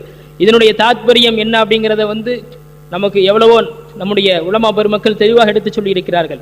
நபிகள் பெருமானார் ஸல்லல்லாஹு அலைஹி வஸல்லம் அவர்களுடைய எல்லா ஹதீஸ் ஷரீஃப்களும் பின்பற்றப்பட வேண்டும் என்பதற்காக அல்லாஹ் தான் 4 இமாம்களை தேர்வு செய்திருக்கிறார். ஆக அந்த அடிப்படை நபிகள் பெருமானார் ஸல்லல்லாஹு அலைஹி வஸல்லம் ரஃபுல் யதைன், அதாவது கைகளை உயர்த்தி தொழுவதும் பின்பற்றப்படுகிறது. நபிகள் பெருமானார் ஸல்லல்லாஹு அலைஹி வஸல்லம் அவர்கள் கைகளை உயர்த்தாமல் தொழுவதும் பின்பற்றப்படுகிறது. இது அதனுடைய ஹிக்மத்து, 4 மதுஹபினுடைய ஹிக்மத்து, நுட்பமான விஷயம் இது. ஆனால் இதை கொண்டு சொல்றாரு ரஷீத் அகமது கங்கோயி. ஆக இப்படி 4 மதுஹபு 4 இஹ்திலாஃப் இருக்கிறது மாதிரி அவங்களுடைய செயல்பாடும் சில இடத்துல கொஞ்சம் அத்துமீறல்கள், கொஞ்சம் சின்ன சின்ன கருத்து வேறுபாடு இருக்கத்தான் செஞ்சிச்சு. ஆனால் அவங்கெல்லாம் ரொம்ப நல்லவங்க. ஹரமைன்ல முஸ்லிம் பெண்களையும் முஸ்லிம் சிறுமிகளையும் கற்பழித்தவர்கள் எல்லாம் நல்லவர்களாம். அதை சொல்லக்கூடிய தேவ்பந்திகளையும் பின்பற்றக்கூடியவர்கள் எந்த லட்சணத்தில் இருக்கிறார்கள் என்பதை நாம் அவர்களிடத்தில் தான் கேள்வி கேட்க வேண்டும். நாம் தக்க ஆதாரத்தோடு தான் பேசுகிறோம், ஆதாரம் இல்லாமல் எல்லாம் பேசுவதில்லை. ஃபத்தாவா ரஷீதியாளர் ரஷீத் அகமது கங்கோஹி இப்படி எழுதுகிறார். இந்த வஹாபிச கொள்கையை தான் என்ன செஞ்சாங்கன்னா, கிதாபு தௌஹீதுங்கிற பேர்ல முஹம்மது பின் அப்துல் வஹாப் உலகத்திற்கு பறைசாற்றினார். அதே தக்வியத்துல் ஈமான்ங்கிற பெயர்ல இஸ்மாயில்ங்கிற ஒருத்தர் டெல்லியில இருந்தார். அவரு ஒரு கதை பெருங்கதை. அவரை ஷஹீதுன்னு சொல்லுவாங்க. அதனை பற்றி ஒரு விமர்சனம் நமக்கு தேவையில்லை. ஷஹீதுன்னு சொன்னா, அதாவது அவர்கள் எல்லாம் சீக்கியர்களால் கொல்லப்பட்டார் ஷஹீத் என்று அவர்கள் சொல்வது உண்டு. அதாவது அவங்களாம் எழுதி வச்சுக்கிட்டாங்க. ஆனால் உண்மையில என்னன்னா, சமர்கந்தில் வைத்து வெட்டப்பட்டார். ஏன்னா அவ்ளு சுன்னத்துல் ஜமாத்திற்கு மாற்றமாக நபிகள் பெருமானார் ஸல்லல்லாஹு அலைஹி வஸல்லம் அவர்கள் மீது இட்டுக்கட்டி பேசியதினால், அவர்கள் மீது குறை பேசியதினால், அவர்களை கேவலமாக பேசியதினால் என்ன செய்யப்பட்டார்? சமர்கந்து, அதாவது இஸ்லாமிய ஊரில் சீக்கியர்களால் கொல்லப்பட்டால் சீக்கிய ஊர்ல தானே கொல்லப்பட்டிருக்கணும். இஸ்லாமிய ஊர்ல சீக்கிய கொள்றானா என்கின்ற கேள்வி என்ன செய்யறாங்க நம்முடைய உலமாக்கள் முன்வைக்கிறார்கள். ஆக இஸ்லாமியர்களுடைய ஊரிலே அவர் என்ன செஞ்சார்? கொல்லப்பட்டு, அதாவது அவருடைய கபூர் கூட அடையாளம் தெரியாமல் எங்கேயோ புதைக்கப்பட்டார். கபூர் கூட கிடையாதுங்க இன்னைக்கு அவருக்கு, எங்க கபூர்லாம் தெரியாது, எப்படியோ புதைக்கப்பட்டார். இஸ்லாமியர்களால் கொல்லப்பட்டார். ஏன்னா அவர் பண்ண அட்டூழியம் அப்படி. பெருமானார் ஸல்லல்லாஹு அலைஹி வஸல்லம், இன்னைக்கு பெருமானார் ஸல்லல்லாஹு அலைஹி வஸல்லம் அவர்களை கேவலப்படுத்திட்டாங்க அப்படின்றதுக்காக வேண்டி உலகெங்கேயும் கொந்தளிப்பு நடக்கிறதா இல்லையா? அப்படி ஒரு படத்தை எடுத்துட்டான் அப்படின்னு, அப்படி அன்னைக்கு ஒரு கார்ட்டூனை போட்டுட்டான் அப்படின்றதுக்காக வேண்டி என்ன செய்யற, உலகத்தில் இருக்கக்கூடிய முஸ்லீம்கள் எல்லாம் கொதித்தெழுகிறார்கள். அந்த கொதிப்பு அன்றைக்கும் இருக்கத்தான் செய்து. அன்னைக்கு இருந்தவங்க முஸ்லீம்கள் இல்லையா? அந்த கொதிப்பு ஏன்? அந்த கொதிப்பு ஒரு கிறிஸ்தவன் அப்படி செய்தால் மட்டும்தான் இருக்க வேண்டுமா? இஸ்லாமிய பெயர் தாங்கி ஒருவன் நபிகள் பெருமானார் ஸல்லல்லாஹு அலைஹி வஸல்லம் அவர்களை கேவலமாக பேசினால் உள்ளம் கொதிக்காதா? யார் நபிகள் பெருமானார் ஸல்லல்லாஹு அலைஹி வஸல்லம் அவர்களை இட்டுக்கட்டி பேசினாலும், குறை பேசினாலும், அவர்களை அவமரியாதை செய்தாலும், அவர் எந்த சமுதாயத்தை சார்ந்தவனாக இருந்தாலும், எந்த பிரிவினைவாதியாக இருந்தாலும் சரி, எந்த பிரிவில இருந்தாலும் சரி, எந்த ஜாதியாக இருந்தாலும், எந்த மதமாக இருந்தாலும், உடன் பிறந்தவனாக இருந்தாலும் கண்டிப்பாக கொதிக்க வேண்டும். அதுதான் ஈமான். அல்லாஹ் தஆலா குர்ஆன்ல படித்து என்ன சொல்கிறான்? அந்நபியு அவுலா பில் முஃமினீன மின் அன்ஃபுஸிஹிம். நபி என்பவர்கள் யார்? முஃமின்களுக்கு அவர்களுடைய உயிரையும் விட மேல், நம்முடைய உயிரையும் விட மேலான நபிகள் பெருமானார் ஸல்லல்லாஹு அலைஹி வஸல்லம் அவர்களுடைய கண்ணியத்தை ஒருவன் சிதைக்கிறான் என்றால் கண்டிப்பாக நிச்சயமாக ஈமான் இருக்கக்கூடிய எல்லா உள்ளங்களும் கொந்தளிக்க வேண்டும். அதே கொந்தளிப்புல தான் என்ன செஞ்சிருக்கிறோம், பேசிட்டு இருக்கிறோம். தேவ்பந்திகளையோ அல்லது சொல்லுவாங்க பெரியார்கள் அவர்கள்லாம் நிறைய அமல்கள் செஞ்சாங்க அப்படின்னு சொல்லிட்டு, நிறைய விடிய விடிய நின்று தொழுதாங்க, அவர்கள் இஸ்லாமிய சமுதாயத்திற்கு எவ்வளவோ சேவை செய்தார்கள். நமக்கு அதெல்லாம் தேவை கிடையாது. அவன் எப்பேற்பட்ட ஆளாக இருந்தாலும் சரி. ஏன் காஃபிர் இப்லீஸை விடைய வணக்கம் புரிஞ்சவங்க இருக்கிறோம். மலக்குமார்களோடு நின்று இபாதத் செஞ்சுட்டு இருந்தவங்க. இப்லீஸை பத்தி நமக்கு தெரியுமா இல்லையா? மலக்குமார்களோடு நின்று இபாதத் செய்து கொண்டிருந்தவன், மலக்குமார்களுக்கெல்லாம் உஸ்தாதாக இருந்தவன் இப்லீஸ். அதற்காக வேண்டி அவர் நிறைய அமல் செஞ்சவருங்க, அவர் பெரிய உஸ்தாதுங்க. அதனால அவர் எது செஞ்சாலும் ஏத்துக்கணும்னு சொல்லி ஏத்துக்க முடியுமா? இன்னைக்கு இப்லீஸை லானத்துல்லா என்று தானே சொல்கிறோம், அல்லாஹுடைய சாபத்திற்குரியவன் என்று தானே சொல்கிறோம், அல்லாஹுடைய அருளுக்குரியவன் என்று சொல்ல முடியுமா? அதே போலத்தான் நபிகள் பெருமானார் ஸல்லல்லாஹு அலைஹி வஸல்லம் அவர்களை யார் கேவலமாக பேசினாலும், அவர் எப்பேற்பட்டவனாக இருந்தாலும் சரி, எவ்வளவு பெரிய தாடி வைத்திருந்தாலும் சரி, எவ்வளவு நீண்ட தலைப்பாகை கட்டியிருந்தாலும் சரி, விடிய விடிய நின்று வணங்கக்கூடியவனாக இருந்தாலும் சரி, யாராக எவ்வளவு பெரிய உஸ்தாதாக இல்முள்ளவனாக இருந்தாலும் சரி, அவன் இஸ்லாமிய சமுதாயத்தால் வெறுக்கப்படுபவன் தான், வெறுக்கப்பட வேண்டியவன் தான். ஆகவே தேவபந்திகள் எப்பேற்பட்டவர்களாக இருந்தாலும், அப்துல் வஹாபினுடைய வஹாபிச கொள்கையை பின்பற்றக்கூடியவர்கள் யாராக இருந்தாலும் சரி, அவர்களை நாம் கண்டிப்பாக வெறுத்துத்தான் ஆக வேண்டும். அது நம்முடைய ஈமானினுடைய வெளிப்பாடு. இப்படியே பிரச்சனையை தானே பேசிட்டு இருக்கிறீங்க, குறையை தானே பேசிக் கொண்டிருக்கிறீர்கள், ஏதாவது ஒரு முடிவுக்கு தான் வாங்கல. அல்லாஹு தஆலா குர்ஆனிலே அழைக்கிறான், ஃபைன் ஆமனு பிமிஸ்லி மா ஆமன்தும் பிஹி ஃபகத் இஹ்ததவ். யாராக இருந்தாலும் சரி, சஹாபாக்கள் ஈமான் கொள்வதை போல அவர்கள் ஈமான் கொண்டு விட்டால் அவர்கள் நேர்வழி பெற்றுக் கொள்வார்கள்.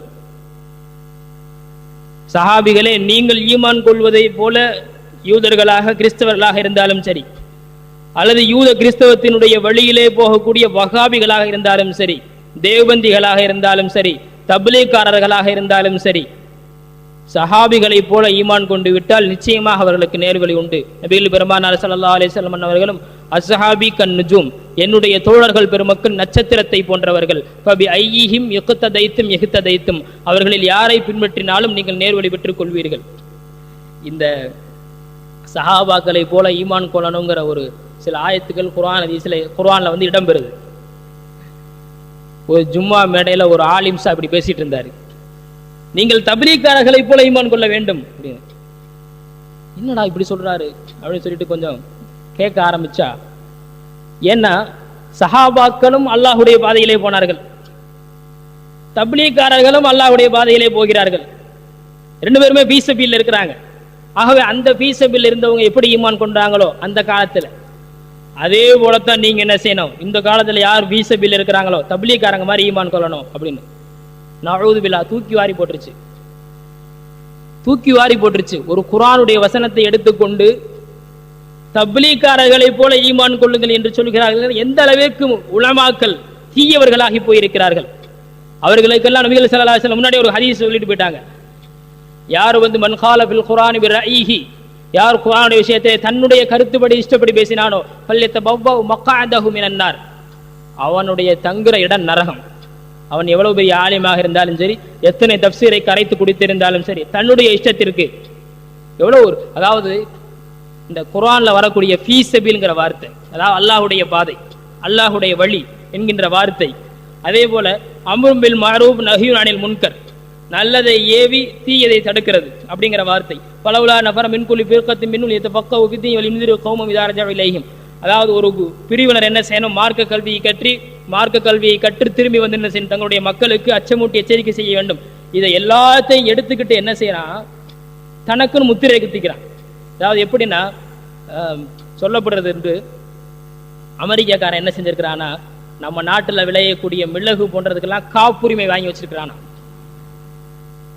சர்வதேச உணவு கழகத்துல போய் இந்த மிளகெல்லாம் வந்து நாங்க தான் கண்டுபிடிச்சோம், நான் இங்க நாட்டில் தான் உற்பத்தி ஆச்சு, இதுக்கு நாங்க தான் சொந்தக்காரங்க சொல்லிட்டு காப்புரிமை வாங்கி வச்சிருக்கிறானா. இது வந்து கொஞ்ச நாளைக்கு முன்னாடி இந்திய அரசாங்கத்துக்கு தெரிஞ்சு அப்படியே ஒரு ஷாக் ஆயிடுச்சு. என்னடா அது நம்முடைய பாரம்பரிய ஒரு தானியம் மிளகு, அதை எப்படி அவன் காப்புரிமை கொண்ட முடியும்? அதுபோல இன்னைக்கு தப்லீக்காரங்க என்னன்னா ஃபீ சபீல்ங்கிற வர வார்த்தைக்கு எல்லாம் ஃபீ சபீல், அல்லாஹ்வுடைய பாதை, அல்லாஹ்வுடைய பாதை. ஒரு தபீக் ஜமாத்காரர் உட்கார்ந்து பேசிட்டு இருந்தார், இப்படித்தான் ஒரு ஜமாத்துடைய ஒரு சஹாபாக்களுடைய ஜமாத்து அல்லாஹ்வுடைய பாதையில போயிட்டு இருந்தாங்க அப்படின்னு. ஜமாத்து சஹாபாக்கள் எப்ப ஜமாத்தா போனாங்க, ஃபீ சபீலுக்கு என்ன அர்த்தம், என்ன பண்ணிட்டு இருக்குது, என்ன நடந்துட்டு இருக்குது இங்க? இது கூட பரவாயில்லைங்க. இன்னும் ஒரு கேவலமான ஒரு விஷயம், நடு பள்ளியில மெஹராப் வரைக்கும் உட்கார்ந்து கொண்டு பேசக்கூடிய விஷயம்.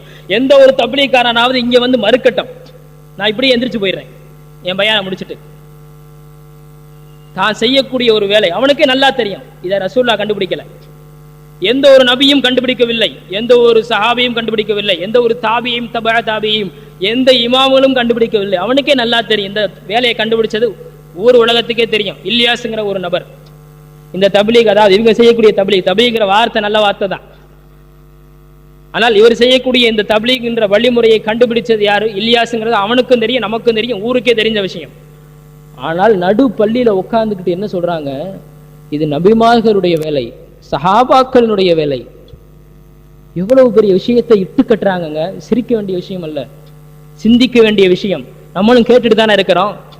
ஒவ்வொரு பள்ளியிலும் அமர்ந்து கொண்டு குர்ஆனையும் ஹதீஸையும் படித்த உலமாக்களும் காது கொடுத்து கேட்டுக்கொண்டிருக்கிறோம். விஷயம் தெரிந்த உமராக்களும் கேட்டுக்கொண்டிருக்கிறோம். யாருக்கும் கேட்கறதுக்கு ஒரு திராணி வரலையே அல்லாஹ் ரசூலுடைய விஷயத்துல. இதே ஒரு நிர்வாகி, நமக்கு நல்லா தெரியும், இமாம்களுக்கெல்லாம் நன்றாக தெரியும், நிர்வாகிகள் என்ன தப்பு பண்றாங்களோ அதை ஜும்மாவுடைய பிரசங்கத்துல பேசிடக்கூடாது, அடுத்த வாரம் அவர் பேச முடியாது. அப்படிப்பட்ட ஒரு சூழல் தமிழ்நாட்டில் இருக்குது. ஏன், மதுங்கிறது வெளிப்படையான விஷயம், வெளிப்படையான பகிரங்கமான ஹராம். ஆனால் அதனை பேசியதற்காக வேண்டி எத்தனை இமாம்கள் கலற்றப்பட்டிருக்கிறார்கள். வட்டிங்கிறது எவ்வளவு பகிரங்கமான குற்றம், அதனை பேசியதற்காக வேண்டி என்ன நிர்வாகத்தில் உள்ளவங்க தண்ணி அடிக்கிறாங்க. அவனால் என்ன செய்ய முடியல, ஏற்றுக்க முடியல. இது எப்படி பேசலாம் அஜத், எனக்கு எதிராக எப்படி பேசலாம், உனக்கு எதிராக பேசினாரு. மார்க்கத்திலே தடை செய்யப்பட்ட விஷயத்தை சொல்லுகிறார், ஆனால் தனக்கு ஒண்ணுன்னா என்ன செய்யறான், குதிக்கிறான். நிர்வாகஸ்தவர்களைத்தான் சொல்லுகிறேன், தனக்கு ஒன்று என்றால் குதிக்கிறார்கள்.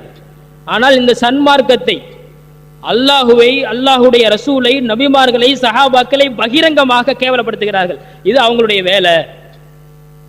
என்ன பத்ரிலையும் உஹதிலையும் ஹைபர்லையும் ஹந்தக்கிலையும் அடி வாங்கி உத வாங்கி உயிர் சிந்தி ரத்தம் சிந்தி தியாகம் செய்த சஹாபாக்களுடைய ஃபீ சபீல், அந்த அல்லாஹுடைய பாதைக்கு நிகராக எப்படி உங்களுடைய பாதை, எப்படி மனசு வருது? நான் கேட்கிறேன். அவனுக்குத்தான் முட்டா பையன், அவனுக்குத்தான் அந்த இதெல்லாம் கிடையாது. தன்னை நியாயப்படுத்திக் கொள்வதற்காக வேண்டி தான் செய்யறதுதான் சிறந்த அமல், உயர்ந்த அமல்ங்கிறது மக்களுக்கு எப்படியாவது காட்டணுங்கிறதுக்காக வேண்டி நபிமார் வேலை, வலிமார் வேலை, அவுலியாக்கள் வேலை, சஹாபாக்கள் வேலை எல்லாம் சொல்லத்தான் செய்வான். இமாம்கள் இதைத்தான் சொல்லி கொடுத்தாங்கன்னு சொல்லுவான். ஆனால் அதனை கேட்டுக்கொண்டிருக்கக்கூடிய நமக்கு திராணி இல்லையே, எந்த ஒரு நிர்வாகத்திற்கும் திராணி இல்லையே. ஏன்? சஹாபாக்களுடைய விஷயத்தில் மார்க்கத்தில் அந்த அளவுக்கு பற்றுதல் இருக்குது பாருங்க. அல்லாஹு தஆலா காப்பாற்ற வேண்டும். அவர்களுடைய குறையை பேசுவது என்பது நம்முடைய நோக்கம் கிடையாது.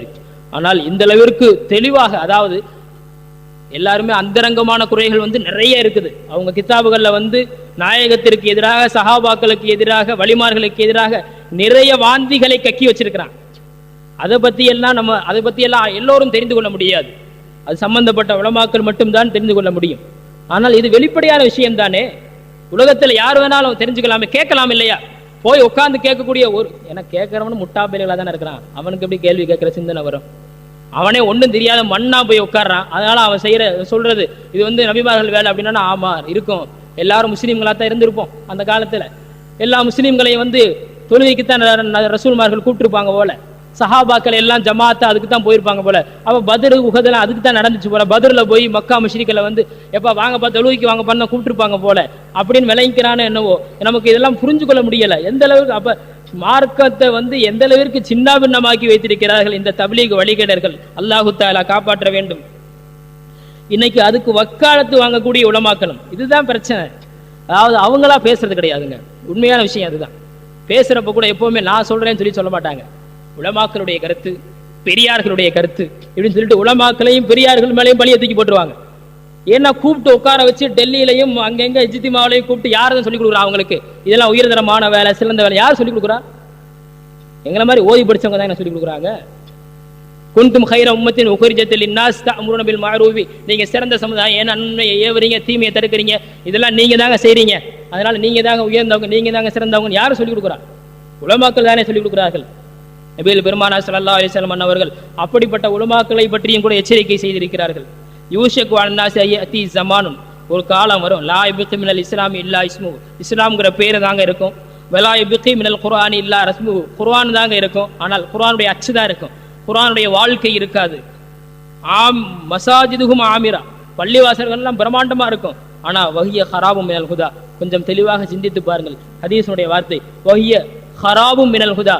பள்ளிவாசல்கள் எல்லாம் பெருசா இருக்கும், ஆனால் பள்ளிவாசல்களில் நேர்வழி இருக்காது. பள்ளிவாசல்லையே ஹிதாயத்து இருக்காதுன்னா வேற எங்க கடைவீதியில போய் ஹிதாயத்தை தேட முடியுமா? பஜார்ல போய் நம்ம நேர்வழியை தேட முடியுமா? பள்ளிவாசல்லையே ஹிதாயத்து இருக்காது. பெருமானார் ஸல்லல்லாஹு அலைஹி வஸல்லம் சொல்லுவாங்க, ஹிதாயத்து இருக்காது, பள்ளிவாசல் தான் இருக்கும்.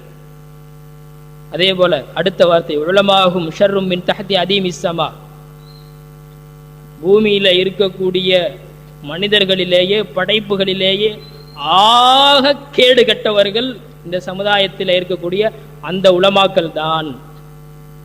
தஹ்ருஜுல் ஃபித்னா மின் இந்திஹிம் தஹ்ருஜுல் ஃபித்னா, அவங்களிடத்துல இருந்து தான் ஃபித்னா கிளம்பும். அதாவது ஃபித்னா தப்லீகாரங்களிடத்துல இருந்து கிளம்புறது இல்லை, அந்த தப்லீகாரர்களை வழி அனுப்பி வைக்கிறார்களே அந்த உலமாக்கள், அவர்களிடத்துல இருந்து தான் இந்த மாதிரி பிரச்சனைகள் பித்தனாக்கள்லாம் கிளம்புது. அதனால அந்த அரகுறை அவன் சொல்றதெல்லாம் சரின்னு சொல்லிட்டு அவன் தான் பெரிய, அதாவது நம்ம தாடியையும் பாடியையும் தலப்பாவும் பார்த்தா தான் ஏமாந்துறாங்களே. அவன் என்ன சொன்னாலும் குர்ஆன் ஹதீஸ் இன்றைக்கும் இன்றைய காலத்தில் குர்ஆனும் ஹதீஸும் தெளிவாக அப்பட்டமாக எல்லாம் தமிழ்ல வந்துருச்சு. புகாரிலிருந்து எல்லா ஹதீஸும் தெளிவாக வந்துருச்சு. ஏதாவது ஒரு ஹதீஸ் கிதாபில் எடுத்து என்ன நபிமார்கள் இந்த வேலையை செஞ்சாங்களா அல்லது சஹாபாக்கள் இந்த வேலையை செஞ்சான்னு பார்க்கணும். எந்த முட்டாளுக்காவது தோணுச்சா? முட்டாள்னு சொல்லிட்டே இருக்கான். அவனுக்கு எப்படி தோணும்? தோணாதனால தானே அவனை நம் முட்டாள்கள் என்று விமர்சிக்கிறோம். இது நம்முடைய வார்த்தை அல்ல, ஹதீஸ் அறிவில் நான் ஆரம்பத்திலேயே சொல்லிட்டேன். அவர்கள் எல்லாம் முட்டாள்கள் என்பது ஹதீஸினுடைய வார்த்தை. ஏன்னா அந்த அளவிற்கு அறியாமையில் இருக்கிற எதை சொன்னாலும் அப்படியே கேட்டுட்டு நபிமார்கள் வேலை சஹாபாக்க வேலை சொல்லிட்டு நம்பிட்டு போறாங்களே. இந்த உலமாக்கள் இருக்கிறார்களே, தஹ்ருஜுல் ஃபித்னா ஃபீஹிம் தஊது, அது மட்டுமல்ல பிரச்சனை அங்கிருந்து தான் கிளம்பும். மறுபடியும் சவுத்தில் அடிச்ச பந்தை போல அவங்களிடத்துல தான் ஃபித்னா போய் முடியும். இன்னைக்கு அவங்களிடத்துல தான் ஃபித்னா போய் முடிஞ்சிட்டு இருக்குது. ஒரு காலத்தில் அதாவது தப்லீக் ஆரம்பிச்சு கிட்டத்தட்ட 100 வருஷம் ஆயிடுச்சு. இந்த 100 வருஷமா அவங்க தான் ஃபித்னாவை கிளப்பி இன்னைக்கு என்னன்னா ஒட்டுமொத்த இஸ்லாமிய சமுதாயம் உலமாக்கள் கூட என்ன செஞ்சாங்க, அவங்களுடைய வெளிப்படையான ஃபித்னாவை பார்த்து விட்டு என்ன செஞ்சாங்க, எல்லாம் கொதிச்சு போயிருக்கிறாங்க. இன்னைக்கு காஷிஃப்களும் மக்கா மஸ்ஜிதில் உட்கார்ந்து ஒருத்தர் பேசுவார். இன்னைக்கு அது போன்ற காசிம்களும் பண்ணக்கூடிய அட்டகாசத்தை எல்லாம் பார்த்துட்டு பொறுக்க முடியாம சுன்னத் ஜமாத் உலமாக்கள் எல்லாம் கொதித்து போயிருக்கிறார்கள். என்னடா இவ்வளவு கேடு கட்டவந்தனமா பேசுறானே, இவ்வளவு பகிரங்கமாக நாயகத்தையும் சஹாபாக்களையும் இட்டுக்கட்டி கேவலமாக மட்டம் தட்டி பேசுகிறானே என்று எல்லோருமே, அதாவது மறுபடியும் இப்ப அவங்க இடத்துல இன்னைக்கு அவனுக்கு அப்படியே சிக்கி தவிக்கிறான். நாலா பக்கமும் அவனுக்கு எதிர்ப்பலைகள், எல்லா பக்கமும் அவனுக்கு பிரச்சனைகள் தான். நபிகள் பெருமானார் ஸல்லல்லாஹு அலைஹி வஸல்லம் சொன்ன வாக்கு எப்படி பொய்யாகும்? ஃபித்னா அங்கிருந்து தான் வந்துச்சு. அவன் மறுபடியும் அங்கதான் போய் முடியும். மறுபடியும் அவனை நாசப்படுத்தி விட்டுத்தான் அந்த தப்லீகுகாரர்களை, தேவபந்திகளை, வஹாபிகளை, அவர்களை பின்பற்றக்கூடியவர்களை நாசப்படுத்தி விட்டுத்தான் இந்த ஃபித்னாங்கிறது நிறைவடையும். அது வரைக்கும் இது முடியாது. ஏன்னா ஹதீஸுடைய வார்த்தை பைஹக்கியில ஹஸரத் அலி ரலியல்லாஹு அன்ஹு ரிவாயத். ஹைர், அல்ஹம்துலில்லாஹ். நாம் இறுதியாக ஒரு விஷயத்திற்கு வருவோம். குறைகளை பேசுவது என்பது, அவர்களை விமர்சனம் செய்வது, நிறைய விமர்சனம் செஞ்சாச்சு, நிறைய பேசிட்டாங்க. சில பேர்லாம் நினைக்கிறது உண்டு, ஏதோ சுன்னத் ஜமாத் உலமாக்கள் கொஞ்சம் பேர் தான் அங்கங்க நின்று பேசிட்டு இருக்கிறாங்க அப்படின்னு சொல்லிட்டு. ஆனால் நிறைய உலமாக்கள் நன்றாக தெரிந்து வைத்திருக்கிறார்கள் இந்த விஷயத்தை. தப்லீக் ஜமாத் என்ன, அவருடைய வழிகேடு என்ன, வஹாபிசத்தினுடைய வழிகேடு என்ன, தேவபந்திகளுடைய மசலக்கு என்ன, அவர்கள் சுன்னத் ஜமாத் இல்லை என்பதை எல்லோருமே தெளிவாக தெரிந்து வைத்திருக்கிறார்கள். ஆனால் சொல்லக்கூடிய ஒரு அளவிற்கு ஒரு இடம்பாடு சமுதாயத்தில் ஏற்படலை. ஏன்னா ஆரம்பத்திலே போன உடனே நான் சொல்றேனே, ஒரு இமாமுக்கு 1/2 மணி நேரம் உட்கார வச்சு பாடம் எடுத்துடுறாங்க. அவங்க சொல்லக்கூடிய விஷயத்தின்படிதான், அவர்கள் காட்டக்கூடிய வழிமுறைப்படித்தான் அவர்கள் பேச வேண்டும். வஹாபிசம் என்றோ, தேவபந்திகள் என்றோ, தப்லீக்காரர்கள் என்றோ, அதாவது இல்லாததை சொல்றது கிடையாது, இருக்கிறத தான் சொல்ல போறோம், சத்தியத்தை தான் சொல்ல போறோம். ஆனாலும் கூட சொல்லக்கூடிய ஒரு நிலையை ஏற்படுத்தவில்லை. சொன்னோம்னா இன்னைக்கு உலமாக்கள் என்ன செய்யணும், பெட்டியை தூக்கிட்டு ஊர் ஊரா போய்கிட்டே இருக்க வேண்டியதான். அப்படிப்பட்ட ஒரு சூழல் இந்த சமுதாயத்தினுடைய ஒரு மிகப்பெரிய ஒரு சாபக்கேடு என்று சொல்வதா என்னவென்று தெரியவில்லை. சத்தியத்தை எடுத்துச் சொல்வதற்கு உலமாக்களுக்கு கருத்துரிமை வழங்கப்படவில்லை. இன்னைக்கு கருத்துரிமை பற்றி எவ்வளவோ பேசப்படுவது உண்டு. ஆனால் உலமாக்களுக்கு ஜும்மாவுடைய மேடையிலே அல்லது பொதுமக்களுக்கு மத்தியிலே ஆதாரத்தோடு ஆணித்தரமாக சத்தியத்தை எடுத்துச் சொல்வதற்கு, ஆனால் அதற்காக வேண்டி அப்படிலாம் சொல்லாம இருக்க முடியாது. அல்லாஹ் குர்ஆன்ல சொல்றான், வலா தல்பிசுல் ஹக்க பில் பாத்தில் வ தக்துமுல் ஹக்க வ அன்தும் தஅலமூன். நீங்கள் தெரிந்தே சத்தியத்தை அசத்தியத்தோடு கலக்காதீர்கள். அதே போல நீங்கள் தெரிந்தே என்ன செய்யாதீங்க, சத்தியத்தை மறைக்காதீர்கள். சத்தியத்தை நம்ம மறைச்சிக்கிட்டு இருக்கிறோம். இன்னைக்கு தெரிந்தும் கூட எத்தனையோ உலமாக்கள் இமாம்கள் என்ன செஞ்சுட்டு இருக்கிறோம், சத்தியத்தை பகிரங்கமாக எடுத்துச் சொல்லாமல் அல்லது எடுத்துச் சொல்ல முடியாமல், எடுத்துச் சொல்லாமல் மறைத்து கொண்டிருக்கிறோம், அல்லது எடுத்துச் சொல்ல முடியாமல் தவித்துக் கொண்டிருக்கிறோம். இது கூட பரவாயில்ல. இன்னைக்கு உலமாக்கல்ல இது இன்னொரு குரூப் இருக்குது. நமக்கு என்ன, யார் எப்படி போனா எனக்கு என்ன, எல்லோருக்கும் சாதகமாக வளைந்து நெளிந்து நாம் போய்விடுவோம். அதாவது அவர்களுடைய இனத்தை குறை பேசக்கூடாது என்று சொல்லுவார்கள். ஆனால் சுட்டி காட்டுவது எதற்காக வேண்டி என்றெல்லாம் மக்கள் தெளிவாக விளங்கிக் கொள்ள வேண்டும். நபிகள் பெருமானார் ஸல்லல்லாஹு அலைஹி வஸல்லம் அன்னவர்கள் உலமா பற்றி இப்படி உலமா வரசத்துல் அம்பியா, உலமாக்கள் நபிமார்களுடைய வாரிசுகள் என்றும் சொல்லி இருக்கிறார்கள். நம்ம அதிகம் அதைத்தான் கேட்போம். உலமாக்களை பெருமானார் ஸல்லல்லாஹு அலைஹி வஸல்லம் 2 விதமாக பிரித்திருக்கிறார். உலமா உல் கைர், உலமா உல் ஷர். நல்ல உலமாக்கள் சத்தியத்தை ஆணித்தரமாக தெளிவாக மக்களுக்கு மத்தியிலே யாருக்கும் சாதக பாதகத்தை பார்க்காமல் துணிச்சலோடு எடுத்து சொல்லக்கூடிய சத்திய உலமாக்கள், அவர்களை குறித்து தான் நபிகள் ஸல்லல்லாஹு அலைஹி வஸல்லம் சொல்லியிருக்கிறாங்க. உலமாக்கள் வரசத்துல் அம்பியா, நபிமார்களுடைய வாரிசுகள். ஆனால் இன்னும் ஒரு சில உலமாக்கள் இருக்கிறாங்க, அது உலமா ஷர், அதாவது தீய வழி காட்டக்கூடிய தேவந்திய மசலக்கில் இருக்கக்கூடிய தப்லீகுடைய உலமாக்கள்லாம் இருக்கிறாங்க. அதாவது தெரிஞ்சே என்ன செய்றாங்க, தெரியாமல் இல்லையங்க, இதெல்லாம் வெளிப்படையான விஷயம். எப்படி ஒரு சஹாபினுடைய விஷயத்துல நபிமார்களுடைய விஷயத்துல இட்டுக்கட்டி பேசுவதற்கு அவங்க சொல்லிக் கொடுக்கலாம்? எப்படி ஃபீ சபீலுங்கிற வார்த்தைக்கு நீதாண்டா நீ செல்லக்கூடிய பாதை தான், தப்லீக் ஜமாத்துல 3 நாள் 40 நாள் தான் போதுன்னு சொல்லி எப்படி சொல்லிக் கொடுக்கலாம்? அப்போ அவங்க தெரிஞ்சதானே செய்யறாங்க. அப்ப இப்படிப்பட்டவர்கள் குறித்து நபிகள் பெருமானார் ஸல்லல்லாஹு அலைஹி வஸல்லம் சொல்லி உலமா ஷர், ஆக கெட்டவர்கள், ஆக கெட்ட உலமாக்கள். இது இன்னொரு வகை இருக்கிறாங்க, அப்படியே ஹைக்கி நைக்கியா போகக்கூடியவர்கள். ஒரு கதை ஞாபகத்துக்கு வருது இந்த நேரத்தில், அதாவது சோர்வாக இருக்கக்கூடிய நேரத்தில் இது போல கதை எதையாவது சொல்லி இது உதாரணம் சரியாகவும் வருது. அதாவது முஃபீது தாலிபில் எழுதுவாங்க, சிங்கம், அதே போல ஒரு ஓநாய், ஒரு நரி 3 வேட்டையாட போகுது. எல்லாருமா சேர்ந்து ஒரு 3 விலங்குகளையும் வேட்டையாடுது. ஒரு மாடு, ஒரு மான், ஒரு முயல், 3 வேட்டையாடப்படுது. இப்போ 3 கிடக்குது முன்னாடி. சிங்கம் வந்து காட்டு ராஜா இல்லையா, ஓநாயை கூப்பிட்டு அப்பா இது கரெக்டாக நம்ம 3 பேத்துக்கு மத்தியில் கரெக்டாக பங்கு வை அப்படின்னு. ஓநாய் பார்க்குது, நீங்கள் வந்து மாட்டை எடுத்துக்கோங்க, நீங்கள் பெரிய ஆள், உங்களுக்கு அதிகமாக தேவைப்படும், அதனால் மாட்டை நீங்கள் சாப்பிடுங்க, மானை நான் சாப்பிட்றேன், நரிக்கு முயலை கொடுத்துடலாம், அதுக்கு அது போதும் அப்படின்னு. உடனே அந்த சிங்கம் என்ன செஞ்சுதான் கதை, உடனே அந்த சிங்கம் என்ன செஞ்சுதான் ஒரே அரைஞ்சிச்சான் ஓநாயை. அதுக்கு உள்ள இருக்கிற அந்த கண்ணு மொழி வந்து வெளியே வந்து விழுந்துருச்சான். அது அப்படியே கண்ணை பிடிச்சிக்கிட்டே அழுதுகிட்டே போயிடுச்சான். உடனேயே நரியை கூப்பிட்டுச்சான், நீ வா, நீ கரெக்டாக பங்கு வை அப்படின்னு. நரி சொல்லிச்சான், ராஜா மாடு இருக்குல்ல மாடு, அதை நீங்கள் காலையில் சாப்பிட்டுக்கங்க, மான் இருக்குல்ல மான், அதை நீங்கள் சாயங்காலம் சாப்பிட்டுக்கங்க, இடையில பிரேக்ஃபாஸ்ட்டுக்கு நீங்கள் முயலை சாப்பிட்டுக்கங்க அப்படின்னு சார். அப்போ சிங்கம் சொல்லிச்சான் சிரிச்சுக்கிட்டே, நீதாயா கெட்டிக்காரன், எவ்வளவு கரெக்டாக பேசுகிற, இந்த மாதிரி அவனுக்கு பேச தெரியலையே, நீதமாக அவனுக்கு பங்கு வைக்க தெரியல, நீ எவ்வளவு கரெக்டாக நீதமாக பங்கு வைக்கிற. அதுபோல இன்றைக்கு இருக்கக்கூடிய சில உலமாக்கள் நிலையும் அதுதான் இருக்குது. அதாவது என்னன்னா எல்லாத்துக்கும் தகுந்த மாதிரி, அதாவது சொல்றது, அதாவது வளைவு நெளிவு சுழிவுகள் எல்லாம் பார்த்து வளைஞ்சு கொடுத்து தான் போகணுமா அப்படின்னு சொல்லுவாங்க. அதாவது நண்டு சாப்பிட்ற ஊருக்கு போனா நடு துண்டு நமக்குன்னு உட்காந்துறோம்னு சொல்லிட்டு. ஆக இடத்திற்கு தகுந்த போல மாறிக்கொள்வது இது பச்சோந்தித்தனம், முனாஃபிக்குத்தனம், வள்ளிகட்டத்தனம். நமக்கு நன்றாக தெரியும், இதை மார்க்கம் கொஞ்சம் கூட அனுமதிக்கவில்லை. ஒரு ஆலிம் எந்த இடத்துல இருந்தாலும் சரி, அவன் சத்தியத்தை நியாயத்தோடு தர்மத்தோடு துணிச்சலோடு எடுத்து சொல்லி ஆக வேண்டும். இல்லாவிட்டால் என்ன செய்ய, அவன் ஆலிமாக இருப்பதற்கு நபியினுடைய வாரிசு என்று சொல்லிக் கொள்வதற்கு தகுதி கிடையாது. அல்லாஹு தஆலா காப்பாற்றிட வேண்டும். இந்த சமுதாயத்திலே இப்படிப்பட்ட உலமாக்களும் இருக்கிறார். அப்படிப்பட்ட உலமாக்களிலிருந்து அல்லாஹு தஆலா இந்த சமுதாயத்தையும் காப்பாற்ற வேண்டும். ஹைர், விஷயத்திற்கு வருவோம். யாராக இருந்தாலும் சரி, பக்கா வகாபியாக இருந்தாலும் சரி, முக்கா வகாபியாக இருந்தாலும் சரி, தப்லீகாரனாக இருந்தாலும் சரி, தேவபந்தி மசலக்கை பின்பற்றுபவனாக இருந்தாலும் சரி, வேறு எந்த ஃபிர்காவை பின்பற்றுபவனாக இருந்தாலும் சரி, நீங்களாக இருந்தாலும் சரி, நானாக இருந்தாலும் சரி, எல்லோருக்கும் பொதுவான ஒரு நியதி,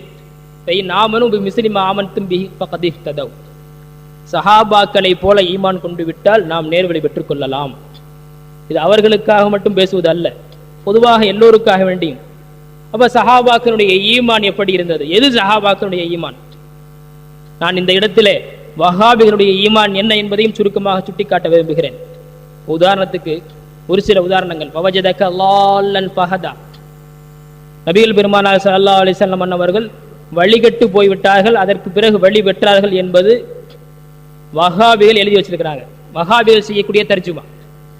அதே போல மா குன்த தத்ரி மல் கிதாப் வலல் ஈமான், நுபுவத்திற்கு அதாவது வஹி இறங்குவதற்கு முன்னால் நபிகள் பெருமானார் ஸல்லல்லாஹு அலைஹி வஸல்லம் அவர்களுக்கு வேதத்தை பற்றியும் தெரியாது, ஈமான் என்றால் என்னவென்று தெரியாது, அதாவது வழிகட்டிலே இருந்தார்கள். இன்னும் லியக்ஃபிர லக்கல்லாஹு மா தகத்தம மின் தம்பிக வ மா தஅஹர, உங்களுடைய முன்பின் பாவத்தை மன்னிப்பதற்காக வேண்டி அப்படின்னு தர்ஜுமா செய்றாங்க. வமா இன் குன்த மின் கப்லிஹி லமினல் காஃபிலின், இந்த வஹி இறங்குவதற்கு முன்னால், குர்ஆன் இறங்குவதற்கு முன்னால் நீங்கள் அறியாதவர்களாக வழிகேட்டிலே இருந்தீர்கள் என்று என்ன செய்யறாங்க, பரவலாக நம்ம வஹாபிகளுடைய தர்ஜுமா, அதாவது உருது தர்ஜுமாவாக இருந்தாலும் சரி, தமிழ் தர்ஜுமாவாக இருந்தாலும் சரி, குர்ஆனுடைய இது போன்ற வசனங்களுக்கு எல்லாம் என்ன செய்யறாங்க, நபிகள் பெருமானார் ஸல்லல்லாஹு அலைஹி வஸல்லம் அவர்கள் குர்ஆன் இறங்குவதற்கு முன்னால் வழிகட்டவர்கள் என்கின்ற விஷயத்தை அவர்கள் பகிரங்கமாக சொல்லுகிறார்கள். இது வஹாபிகளுடைய ஈமான். சரி, குர்ஆனுடைய ஈமான் என்ன, சஹாபிகளுடைய ஈமான் என்ன? அல்லாஹ் தஆலா குர்ஆன்ல சொல்றான், உங்களுடைய தூதர் நிச்சயமாக வழிகடவில்லை. மாதல்ல சாஹிக்கும் வமாகவா. அழுத்தம் திருத்தமாக 2 வார்த்தைகளை போட்டு அல்லாஹ் சொல்கிறான். உங்களுடைய தோழர் வழிகடவில்லை, வழி தவறவே கிடையாது. நபிமார்களுக்கு வழிகேடு என்பதே கிடையாது என்பதை ஆணித்தரமாக குர்ஆன் எடுத்துச் சொல்கிறது. புகாரியினுடைய ஹதீஸ், 3வது ஹதீஸ், ஹஜ்ரத் ஆயிஷா சித்திகா ரலியல்லாஹு அன்ஹா அன்னவர்கள் அறிவிக்கிறார்கள், 40 வயதிலே நபிகள் பெருமானார் ஸல்லல்லாஹு அலைஹி வஸல்லம் அவர்களுக்கு குர்ஆன் இறங்குச்சு. அதற்கு முன்னால் அவர்களுக்கு ஹிதாயத்துனா என்னன்னு தெரியாது, ஈமான்னா என்னன்னு தெரியாதுன்னு சொல்லிட்டு என்ன செய்றாங்க, எழுதுறாங்கல்ல. ஆனால் அதற்கு முன்னால் நபிகள் பெருமானார் ஸல்லல்லாஹு அலைஹி வஸல்லம் அவர்கள் ஹிரா குகையில என்ன செஞ்சிட்டு இருந்தாங்கன்னு சொல்லிட்டு ஆயிஷா சித்திகா எழுதுகிறார்கள். புகாரியினுடைய ஹதீஸ், வகான யஹலு பிகாரி ஹிரா ஃபயதஹன்னசு வஹுவ தஅப்புது. நபிகள் பெருமானார் ஸல்லல்லாஹு அலைஹி வஸல்லம் அவர்கள் ஹிரா குகையில இபாதத்து செய்து கொண்டிருந்தார்கள். நுபுவத்தினுடைய வெளிப்பாடாக வஹி இறங்கினது 40 வயசுல, ஹிரா குகையில ஜிப்ரீல் அலைஹிஸ்ஸலாம் அவங்க வந்தது. ஆனால் அதற்கு முன்பு பெருமானார் ஸல்லல்லாஹு அலைஹி வஸல்லம் அவர்கள் வழிகட்டு போயிருந்தார்கள் என்பது வஹாபிகளுடைய ஈமான். ஆனால் பெருமானார் ஸல்லல்லாஹு அலைஹி வஸல்லம் அவர்கள் எப்பொழுதுமே வழிகடவில்லை, வழிகேட்டை விட்டும் பாதுகாக்கப்பட்டவர்கள். நபிமார்கள் ரசூலா மட்டுமல்ல, எந்த ஒரு நபியுமே வழிகட்டவர்கள் அல்ல, வழிகேட்டிலிருந்து வழிபெற்றவர்கள் கிடையாது. நிரந்தரமாக நேர்வழியிலே இருக்கக்கூடியவர்கள் என்பது குர்ஆனினுடைய ஆணித்தரமான வாதம். அதே போல சஹாபியினுடைய ஈமானும் அதுதான். நபிகள் பெருமானார் ஸல்லல்லாஹு அலைஹி வஸல்லம் அதற்கு முன்பே இபாதத்து செய்து கொண்டிருந்தார்கள். அதனால்தான் இது போன்ற ஆயத்துகளுக்கு எல்லாமே பொதுவாக பரவலாக சுன்னத் வல் ஜமாஅத்தினுடைய தஃப்சீர் ஜலாலைன் மதாரிக் போன்ற ஜமல் ரூஹுல் பயான் எந்த தஃப்சீரை எடுத்தாலும் என்ன சொல்லுவாங்கன்னா, ஈமான்ங்கிற வார்த்தைக்கு நபிகள் பெருமானார் ஸல்லல்லாஹு அலைஹி வஸல்லம் அவர்கள் இந்த ஷரீஅத்தை அல்லாஹ் தான் என்ன செஞ்சான், 40 வயசுல தான் கொடுத்தான். ஷரியத் வந்தது 40 வயசுல. ஈமான்ங்கிறதுக்கு இந்த இடத்துல ஷரியத்துன்னு அர்த்தம் வைக்கணும், நேர்வழின்னு அர்த்தம் வைக்க கூடாது என்று நம்முடைய இமாம்கள் முஃபஸ்ஸிரீன்கள் நமக்கு கற்றுக் கொடுத்திருக்கிறார்கள். இன்னும் அழகாக வவஜதக லால்லன் பஹதாவுக்கு ஆலா ஹஸரத் ஒரு அழகாக தர்ஜுமா செய்வார்கள். நபிகள் பெருமானார் ஸல்லல்லாஹு அலைஹி வஸல்லம் அவர்கள் வழிகடவில்லை, இறைவனுடைய காதலிலே உழன்று கொண்டிருந்தார்கள். பஹதா, இறைவன் தன்னளவிலே வழிகாட்டினான். அதாவது 40 வயதுல குர்ஆன் இறங்குவதற்கு முன்னர் நபிகள் ஸல்லல்லாஹு அலைஹி வஸல்லம் அவர்களுக்கு இறை காதலிலே மிகுதமான ஒரு நாட்டம். அந்த நாட்டத்தின் காரணமாகத்தான் என்ன செஞ்சாங்க, தனியாக போய் ஹிராவுல தவம் இருந்தார்கள், இபாதத்தை செய்து கொண்டிருந்தார்கள். அல்லாஹ் என்ன செஞ்சான், தன்னுடைய வஹியை இறக்கி வச்சு, குர்ஆனை இறக்கி வச்சு தன்னளவிலே வழிகாட்டினான். இதுதான் சரியான விளக்கம். ஏன்னா வழிகேடு என்பது நபிகள் பெருமானார் ஸல்லல்லாஹு அலைஹி வஸல்லம் மட்டுமல்ல, எந்த ஒரு நபியிடத்திலுமே சாத்தியம் கிடையாது. இது சஹாபிகளுடைய ஈமான். பெருமானார் ஸல்லல்லாஹு அலைஹி வஸல்லம் வழிகட்டவர்கள் என்பது வஹாபியுடைய ஈமான். ஆகவே நாம் அழைக்கிறோம், வஹாபியுடைய ஈமானை விட்டு சஹாபியுடைய ஈமானுக்கு வாருங்கள். இன்னும் நபிகள் பெருமானார் ஸல்லல்லாஹு அலைஹி வஸல்லம் அவருடைய இல்முடைய விஷயத்திலே குறை காண்கிறார்கள்.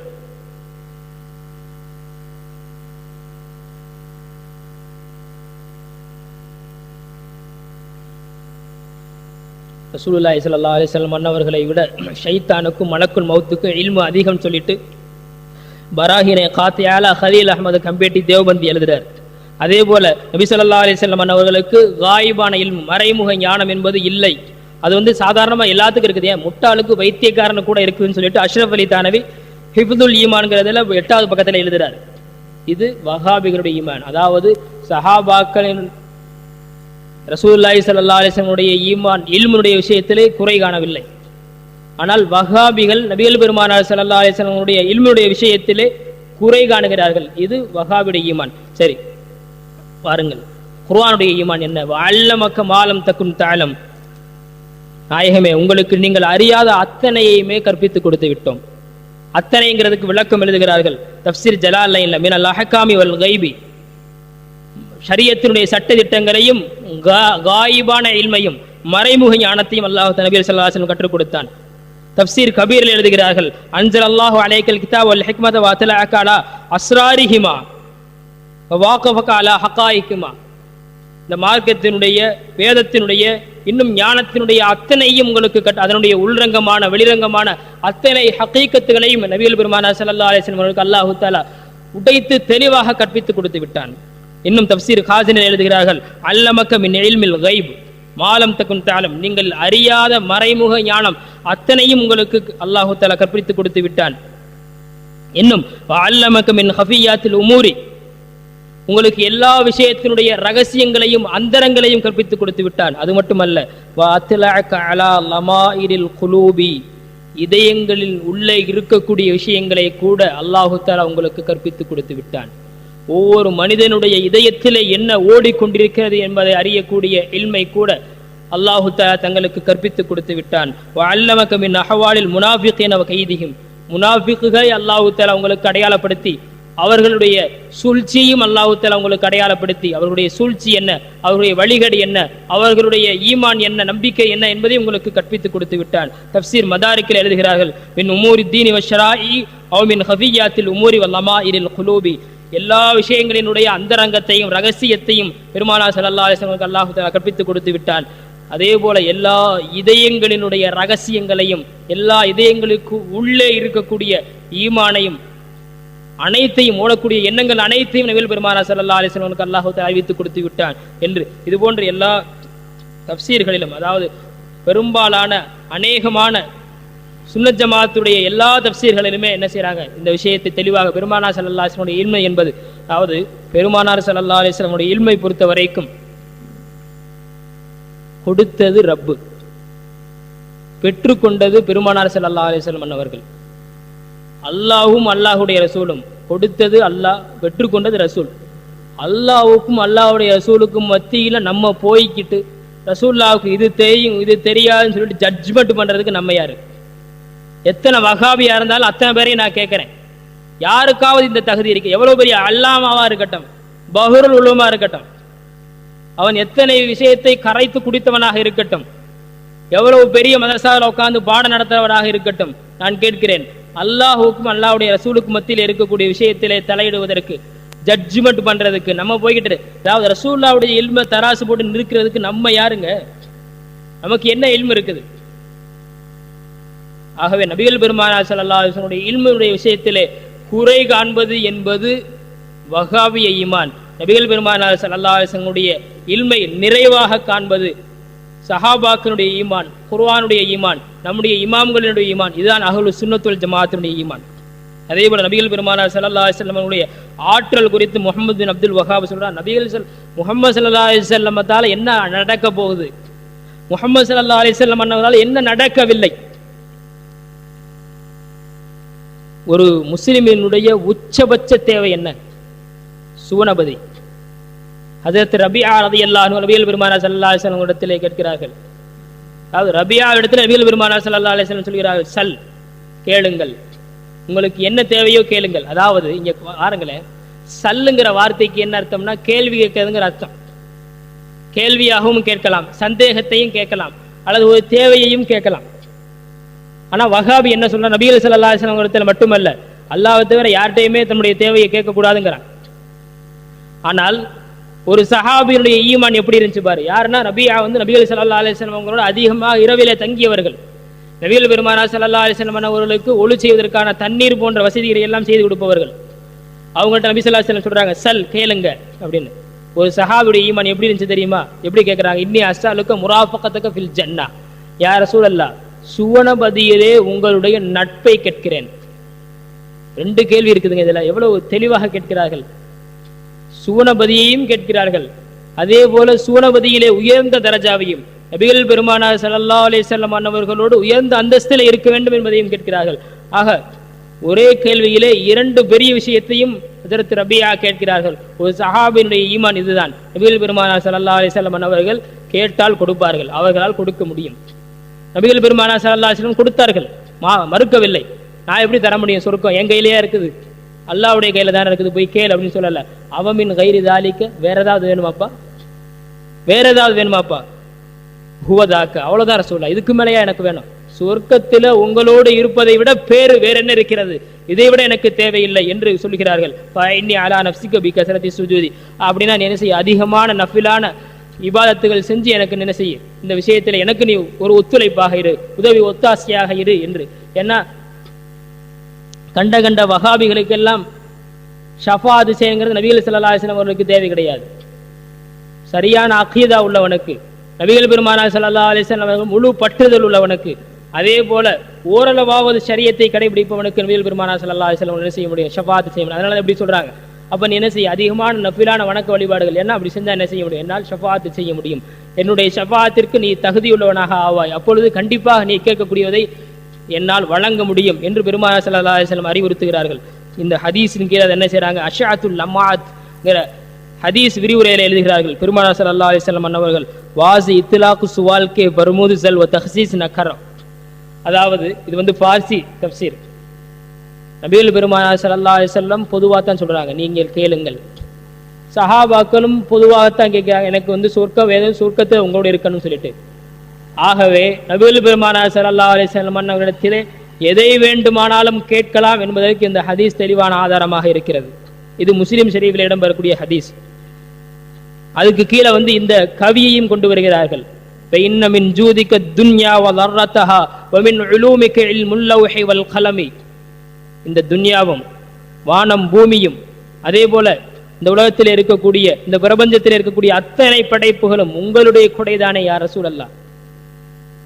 லவ்ஹுல் மஹ்பூதிலே இருக்கக்கூடிய எல்லா இல்மும் தங்களுடைய கல்வியிலே கொஞ்சம் தானே நாயகமே என்று புர்தா ஷரீஃபில் இமாம் பூசைர் ரஹ்மத்துல்லாஹ் சொல்கிறார்கள். இந்த கவியினுடைய வரியையும் சொல்லிவிட்டு நபிகள் பெருமானார் ஸல்லல்லாஹு அலைஹி வஸல்லம் இடத்திலே எதையும் நாம் கேட்கலாம், ஆனால் கேட்கக்கூடியவனுக்கு அகீதா இப்படி இருக்க வேண்டும். நபிகள் பெருமானார் ஸல்லல்லாஹு அலைஹி வஸல்லம் அவர்கள் இறைவனுடைய புறத்திலிருந்து தான் கொடுக்கிறார்கள். அதில் எந்த ஒரு முஸ்லிமும் மாற்றம் செய்வது கிடையாது. நாம் அவுலியாக்களிடத்திலே செய்யக்கூடிய இஸ்திம்தா உதவியாக இருந்தாலும் சரி, அல்லது ஏன் அவுலியாக்களிடத்தில் மட்டுமல்ல, இந்த நேரத்தில் அதாவது ஒரு பெரிய அரபிக் கல்லூரியில் ஒரு ஃபத்வா கொடுத்துருக்குறாங்க, அவுலியாக்களிடத்தில் உதவி நேரடியாக உதவி தேடலாமா அப்படின்னு சொல்லிட்டு ஒருத்தர் கேட்டிருக்கிறாரு. யாருன்னா பெரிய அரபிக் கல்லூரி இது. இன்னைக்கு இந்த அரபிக் கல்லூரி ஆசிரியர்கள் ஜமாத்துல் உலமாவுலெல்லாம் பெரிய தலையாக இருக்கிறார்கள். இவங்க ஃபத்வா கொடுத்துருக்குறாங்க பாருங்க, எந்த விதமான ஒரு குர்ஆன் ஹதீஸினுடைய இபாதத்து தலீல் எதுவுமே கிடையாது. சொல்லுகிறார்கள், மனிதருக்கு கொடுக்கப்பட்டுள்ள சக்திக்கு உட்பட்டு ஒருவருக்கொருவர் உதவி கேட்பதும் உதவி பெறுவதும் ஆகுமான செயல்.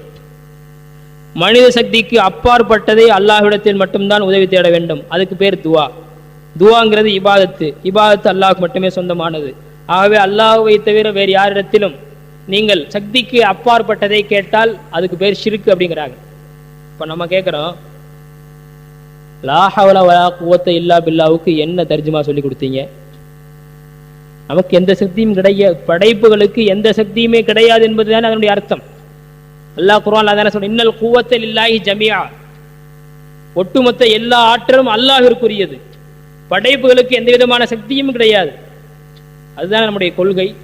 அதைத்தான் நம்ம மூணாங்கலிமாவிலேயே உட்கார வச்சு மக்தபிலேயே சொல்லிக் கொடுக்குறோம். ஆனால் இன்னைக்கு ஜமாத்துல் உலமாவில் இருக்கக்கூடிய மிகப்பெரிய ஆலிம்களுக்கு அதை யாரும் சரியா சொல்லிக் கொடுக்கல போல.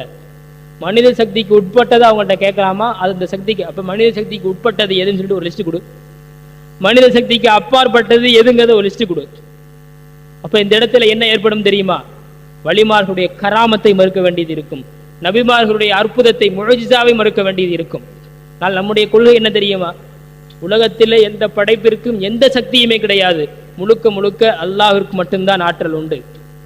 அப்போ நபிமார்களிடத்திலிருந்து வெளிப்படக்கூடிய முஅஜிஸா அற்புதங்கள், வலிமார்களிடத்திலிருந்து வெளிப்படக்கூடிய கராமத்துகள், இவைகள் எல்லாமே அல்லாஹுடைய புறத்திலிருந்து அவர்களுக்கு வழங்கப்பட்டது தானே தவிர சுயமாக அவர்கள் பெற்று சுயமான ஆற்றல்ங்கிறது அல்லாஹ்விற்கு மட்டுமே சொந்தமானது. ஒரு சாதாரண மனிதனுக்கு இந்த பேனாவை இப்படி எடுத்து இப்படி நகர்த்தி வைக்கணும்னா கூட அந்த சக்தி அல்லாஹ் தான் கொடுக்கணும். இது என்னுடைய சக்தி அல்ல, எனக்கு இதில் சக்தி கிடையாது என்பதுதான் ஒரு முஸ்லிமினுடைய அடிப்படையான நம்பிக்கை. அப்போ எப்படி நம்ம பிரிக்கலாம்? ஒரு மனுஷனுக்கு இவ்வளவுதான் சக்தின்னு சொல்லிட்டு, ஒரு சாதாரண மனுஷனுக்கு இவ்வளவு சக்தின்னு சொல்லிட்டு ஒரு சாதாரண மனுஷன் என்னால் இவ்வளவு தூக்கி வைக்க முடியும்? ஏன் அதிலே கூட இந்த மனுஷனுக்கு இவ்வளவு சக்தி, இந்த மனுஷனுக்கு இவ்வளவு சக்தின்னு சொல்லி பிரித்து சொல்ல முடியாது. அப்படி இருக்கின்ற பொழுது வலிமார்களினுடைய நபிமார்களுடைய சக்தியை நம்மளால் கணக்கிட முடியுமா? அவருடைய கராமத்தை முஅஜிஸாவை இவ்வளவுதான் சொல்லிட்டு நம்ம எண்ண முடியுமா? முடியாதே. எப்படி இப்படி எல்லாம் ஃபத்வா கொடுக்குறாங்கன்னு சொல்லிட்டு நமக்கு தெரியல. அதுவும் மிகப்பெரிய ஒரு அரபிக் கல்லூரியில் இந்த ஜெராக்ஸ் போர்டு கூட எடுத்துட்டு வந்திருக்கிறேன். வேணுங்கிறவங்க தனியாக பாருங்க, அது எந்த அரபிக் காலேஜ் எந்த லட்சணத்தில் ஃபத்வா கொடுத்துருக்குறாங்கன்னு சொல்லிட்டு. நாம் விஷயத்திற்கு விடுவோம். நபிகள் பெருமானார் ஸல்லல்லாஹு அலைஹி வஸல்லம் அன்னவருடைய இல்மிலே குறை காண்பது என்பது வஹாபுடைய ஈமான். நபிகள் பெருமானார் ஸல்லல்லாஹு அலைஹி வஸல்லம் இல்மாக இருந்தாலும் ஆற்றலாக இருந்தாலும் அதிலே குறை காணாதது சஹாபிகளுடைய ஈமான். அதுதான் உண்மையான அஹ்லு சுன்னத் வல் ஜமாஅத்தினுடைய ஈமான். இறுதியாக ஒரு விஷயத்தை சொல்கிறேன். நபிகள் பெருமானார் ஸல்லல்லாஹு அலைஹி வஸல்லம் அவருடைய ஹயாத்திலே கூட சந்தேகப்படுகிறார்கள் வஹாபிகள். ஆனால் பெருமானார் ஸல்லல்லாஹு அலைஹி வஸல்லம் அவர்கள் ஹயாத்துன் நபி என்பது அஹ்லு சுன்னத் வல் ஜமாஅத்தினுடைய கொள்கை, அஹ்லு சுன்னத் வல் ஜமாஅத்தினுடைய ஈமான். அதுதான் சஹாபாக்களுடைய ஈமான், அதுதான் குர்ஆன் ஹதீஸுடைய வஅலமு அன்னஃபீக்கும் ரசூலுல்லாஹ், அறிந்து கொள்ளுங்கள் நிச்சயமாக நாயகம் ரசூல் ஸல்லல்லாஹு அலைஹி வஸல்லம் அன்னவர்கள் உங்களிடத்தில் தான் இருக்கிறார்கள், வேற எங்கும் கிடையாது. நபிகள் பெருமானார் ஸல்லல்லாஹு அலைஹி வஸல்லம் அன்னவர்கள் ஒரு ஹதீஸ் ஷரீஃப் ஹஜரத் அனஸ் ரலியல்லாஹு அன்ஹு அறிவிக்கிறார்கள், பொதுவாக எந்த ஒரு நபிமார்களும் அவர்கள் மௌத்தாவது கிடையாது, அவர்கள் ஹயாத்தாக இருக்கிறார்கள், அவருடைய கபர்களிலே தொழுகிறார்கள் என்பது சஹாபாவினுடைய ஈமான். நபிகள் பெருமானார் ஸல்லல்லாஹு அலைஹி வஸல்லம் மிஅராஜில் கூட சொல்லி இருக்கிறார்கள். மிஅராஜில் கூட நபிகள் பெருமானார் ஸல்லல்லாஹு அலைஹி வஸல்லம் சொல்றாங்க, நான் போனப்ப மூசா நபி கபூர்ல தொழுதுட்டு இருந்தாங்க.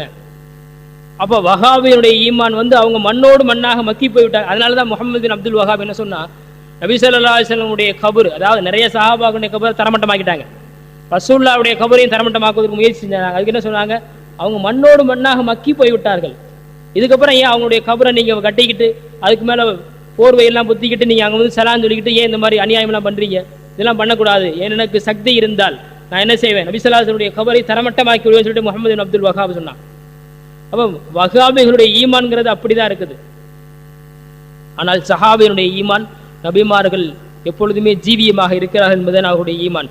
ஏன் நபிகள் பெருமானார் ஸல்லல்லாஹு அலைஹி வஸல்லம் ஹதீஸ் சொல்றாங்கல்ல, மா பைன பைத்தி வ மிம்பரி ரௌலத்து மின் ரியாதில் ஜன்னah, என்னுடைய வீட்டிற்கும் என்னுடைய மிம்பருக்கும் இடையிலே இருக்கக்கூடிய இடம், அதாவது நபிகள் பெருமானார் ஸல்லல்லாஹு அலைஹி வஸல்லம் அடங்கி இருக்கக்கூடிய இடம் உட்பட அந்த ரவுலா ஷரீப், அது சுவர்க்கத்தினுடைய ஒரு பகுதி. சுவர்க்கத்தினுடைய பகுதியில் என்ன மையத்தா இருக்கும்? நான் கேட்கிறேன். நம்மளே சொர்க்கத்துக்கு போனால் மவுத்தாக முடியாது, மவுத்து அங்கு கிடையாது. மவுத்துங்கிறது வார்த்தைக்கும் மையத்துக்கும் சொர்க்கத்தில் இடம் கிடையாது. அப்படி இருக்கிறப்ப சொர்க்கத்தினுடைய ஒரு டுக்குடா, ஒரு பகுதி தான் ரவுலா. அந்த ரவுலாவில இருக்கக்கூடிய பெருமானார் ஸல்லல்லாஹு அலைஹி வஸல்லம் அவர்கள் மையத்தாக இருக்கிறார்கள் என்று ஈமான் கொண்டா அது எப்படி சரியான ஈமானாக இருக்க முடியும்? அதனால்தான் வஹாபிகளுடைய ஈமானை நாம் இப்படி சாடுகிறோம், அது ஷைத்தான்களுடைய ஈமான். ஒரு சஹாபியுடைய ஈமான், நபிகள் பெருமானார் ஸல்லல்லாஹு அலைஹி வஸல்லம் அவர்கள் ஜீவியமாக இருக்கிறார்கள், அதுதான் குர்ஆனுடைய ஈமானும் கூட. ஏன் தாரமில ஒரு ஹதீஸ் வருது, பெருமானார் ஸல்லல்லாஹு அலைஹி வஸல்லம் அவருடைய கபரை தினமும் 70,000 மலக்குமார்கள் தங்களுடைய இறக்கைகளால் தடவுகிறார்களாம். எங்க ஒரு மையத்திற்கு, வெறும் மையத்து மண்ணாகி மக்கி போனவங்களுக்கு கபரை போட்டு தடவிட்டு இருக்கணுமா? இன்னைக்கு கபரை புனிதமாக கருதி தடவி, அதாவது கபரை முத்தமிடக்கூடியவர்கள் எல்லாம் ஒரு ஆட்சேபனை தெரிவிக்கிறாங்களா இல்லையா? இந்த ஹதீஸை கேளுங்கள். நபிகள் பெருமானார் ஸல்லல்லாஹு அலைஹி வஸல்லம் ரவுலாவை அவருடைய கபர் என்ன செய்யறாங்க, 70,000 மலக்கு தினம் 70,000 மலக்குமார்கள் தங்களுடைய இறக்கைகளால் முத்தமிட்டு கொண்டே இருக்கிறார்கள். ஒரு தடவை மதீனாவில் பஞ்சம் ஏற்படுது. அன்னை ஆயிஷா சித்திகா ரலியல்லாஹு முறையிடுகிறார்கள். இந்த ஹதீஸின் தாரமியில பதிவு செய்யப்பட்டிருக்கிறது, ரவுலாவிலே இருக்கக்கூடிய ஜன்னலை எல்லாம் திறந்து வையுங்கள், ரவுலாவினுடைய முகட்டை நீங்கள் திறந்து வையுங்கள். அது திறந்து வச்சதுக்கு பின்னாடி அந்த ஹயாத்து நபியினுடைய பரக்கத்தை கொண்டு என்ன செய்யப்பட்டது, அதற்கு பிறகு மழை வந்தது, மதீனாவிலே பஞ்சம் நீங்கியது என்று தாரமியிலே எழுதுகிறார்கள்.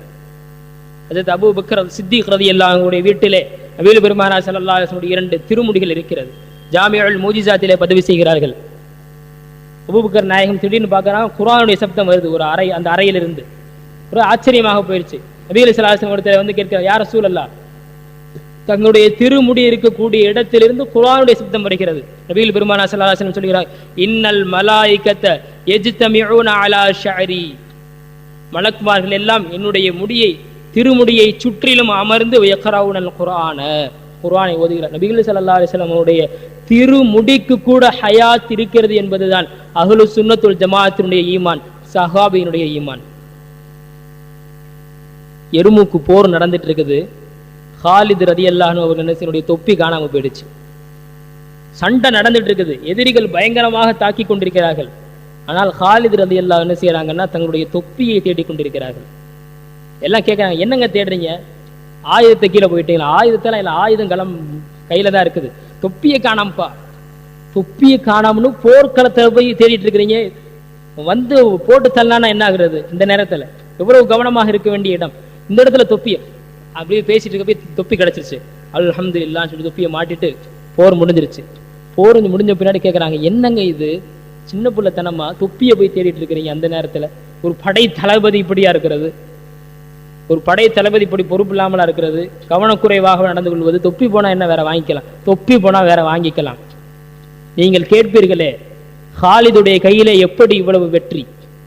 ஹாலிது படையெடுத்து வந்தால் எவ்வளவு பெரிய படையாக இருந்தாலும் அது சின்ன பின்னமாகி விடுகிறது.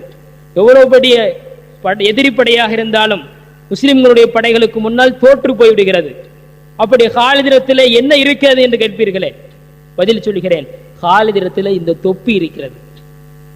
இந்த தொப்பியில என்ன இருக்கிறது தெரியுமா? பெருமானார் ஸல்லல்லாஹு அலைஹி வஸல்லம் அன்னவர்களுடைய புனித 2 திருமுடிகள் இருக்கிறது. ஹாலிதுடைய வெற்றி அல்ல, ஹயாத்து நபியினுடைய ஜீவிய திருமுடியினால் கிடைக்கக்கூடிய அந்த பரக்கத்தால் கிடைக்கக்கூடிய வெற்றி. ஹாலிதுடைய கையிலே ஒன்றும் கிடையாது. அதனாலதான் அந்த தொப்பியை தேடினேன். ஏன்? அதுதான் வெற்றி இருக்கிறது. நபிகள் பெருமானார் ஸல்லல்லாஹு அலைஹி வஸல்லம் அவர்களுடைய புனித திருமுடிக்கு கூட ஏன் ஹதீஸ் ஷரீஃபிலே, புகாரியுடைய ஹதீஸ் தெளிவாக பதிவு செய்யப்பட்டிருக்கிறது. நபிகள் பெருமானார் ஸல்லல்லாஹு அலைஹி வஸல்லம் அவர்கள் என்ன செஞ்சிட்டு இருந்தாங்க, நமக்கு தெளிவாக நம்ம அடிக்கடி கேட்டிருக்கக்கூடிய ஹதீஸ் தான். ஒரு பேரிச்ச மரத்துல வந்து நபிகள் பெருமானார் சாஞ்சுக்கிட்டு முதல்ல குத்துபா ஓதிட்டு இருந்தாங்க.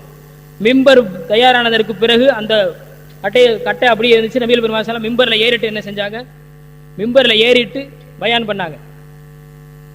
பயான் பண்ணிட்டு இருக்கிறப்ப ஜாபிர் ரலியல்லாஹு அன்ஹு அறிவிக்கிறார்கள், பயான் செய்து கொண்டிருக்கின்ற பொழுது ஒரு முனங்கல் அழுகை சப்தம் வந்தது. என்னடா அழுகை சப்தம் வந்து? நாங்க அப்படி சுத்தி பார்க்கிறோம், யாரும் அழல, எங்கள்ல யாருமே அழல. திடீர்னு பார்த்தா அந்த கட்டையில் இருந்துதான் அந்த சப்தம் வருகிறது. என்னடா ஒரு மரக்கட்டை அழுகிற மாதிரி சப்தம் வருது? பெருமானார் ஸல்லல்லாஹு அலைஹி வஸல்லம் கவனிக்கிறார்கள்.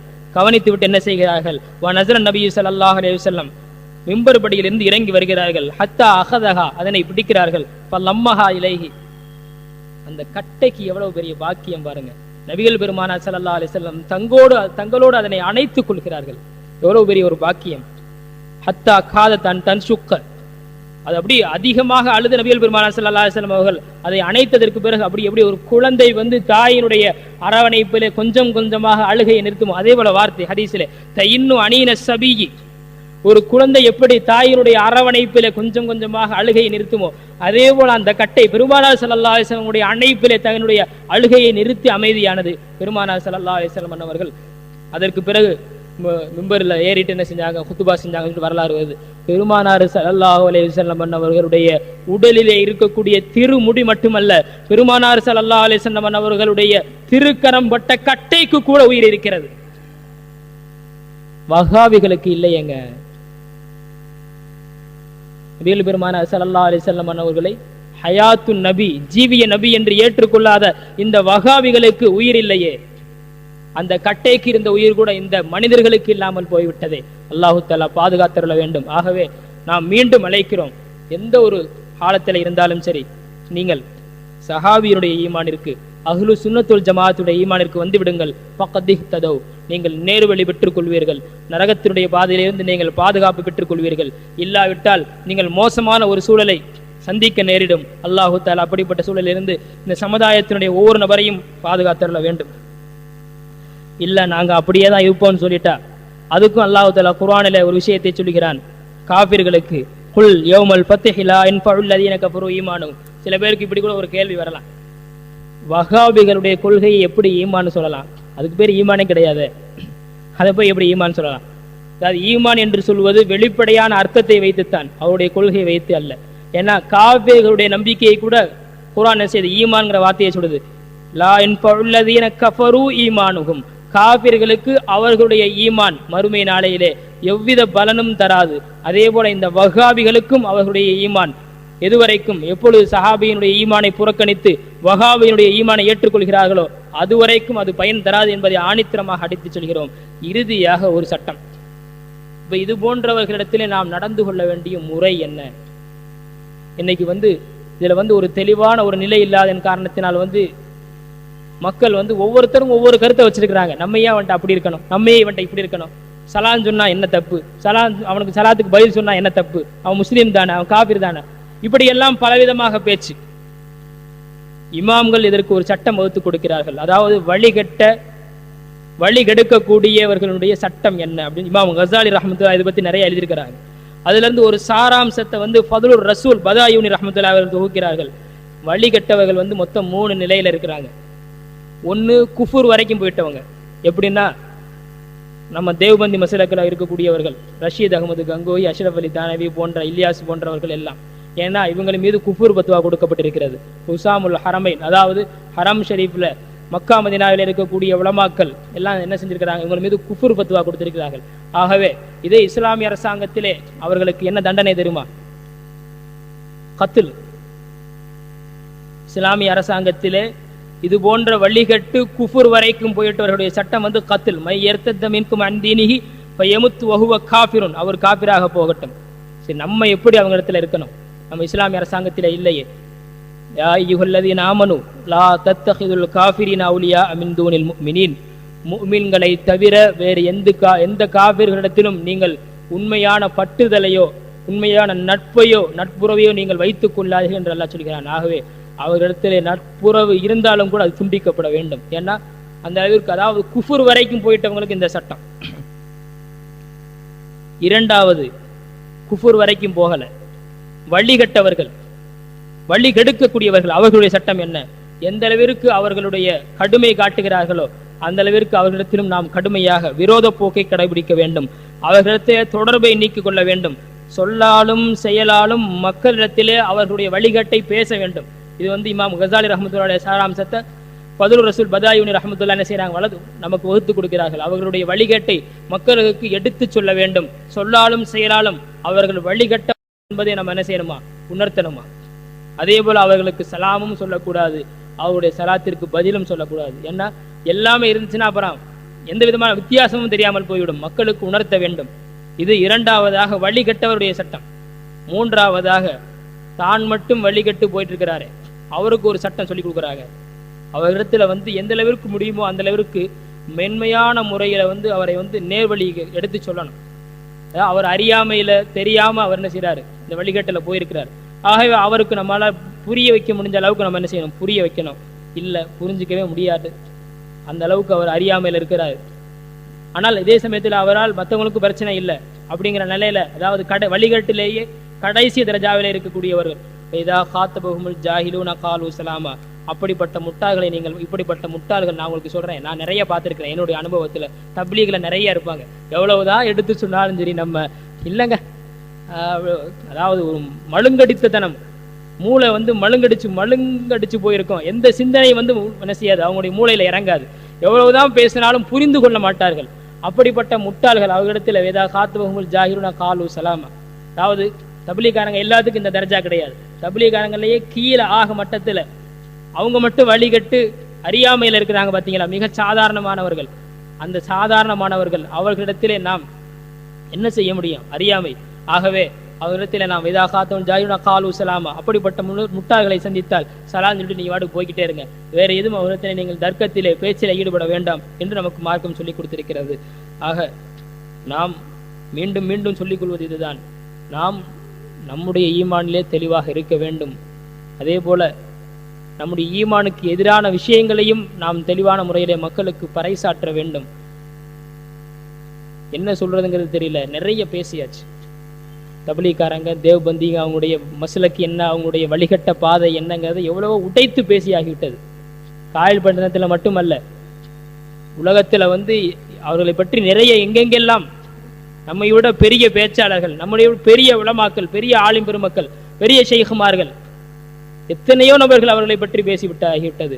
ஆனாலும் கூட அவர்களிடத்திலே இன்னும் அந்த அறியாமை போக்கும் மோசமான ஒரு சூழலும். ஆனால் அல்லாஹுடைய கிருபையிலே இப்பொழுது ஒரு நல்ல ஒரு மாற்றம் தமிழகத்தில் ஏற்பட்டிருக்கிறது. மக்களிடத்தில் ஒரு புரிதல் ஏற்பட்டிருக்கிறது. அதனாலதான் இன்னைக்கு வந்து தபிலீகளை சேரக்கூடியவர்கள், அதே போல மற்ற ஃபிர்கா, தபிலீக் மட்டுமல்ல மற்ற பிரிவினைவாதிகளிலே அவர்களை பின்பற்றி செல்லக்கூடிய இன்றைக்கு என்ன செய்யறாங்க, உண்மையை விளங்கி கொண்டு அஹ்லு சுன்னத்துல் ஜமாஅத்தினுடைய பாதையை, அந்த நேரிய சத்திய பாதையிலே நடைபோட வேண்டும் என்று மக்கள் சரியான முறையிலே விளங்கி கொண்டு வருகிறார்கள். அல்லாஹு தாலா அந்த விளக்கத்தை அதிகமாக அனைவருக்கும் தந்திரல வேண்டும். இந்த வழிகட்ட எல்லா பிரிவினத்திலிருந்தும் நம்மையும் நம்முடைய சமுதாயத்தையும் எதிர்வரக்கூடிய நம்முடைய சந்ததியையும் பாதுகாத்தரல வேண்டும். நபிகள் பெருமானார் ஸல்லல்லாஹு அலைஹி வஸல்லம் அவர்களுடைய ஷஃபாஅத்தோடு இறைவனுடைய கருணையை பெற்றுக் கொண்டவர்களாக நபிகள் பெருமானார் ஸல்லல்லாஹு அலைஹி வஸல்லம் அரிச்சுவட்டிலே சுவனபதியிலே நுழையக்கூடிய பாக்கியத்தை அல்லாஹு தஆலா நம் அனைவருக்கும் தந்தருள்வானாக. ஆஹிரு தஅவானா அல்ஹம்துலில்லாஹி ரப்பில் ஆலமீன். அஸ்ஸலாமு அலைக்கும் வரஹ்மத்துல்லாஹி வபரகாத்துஹு.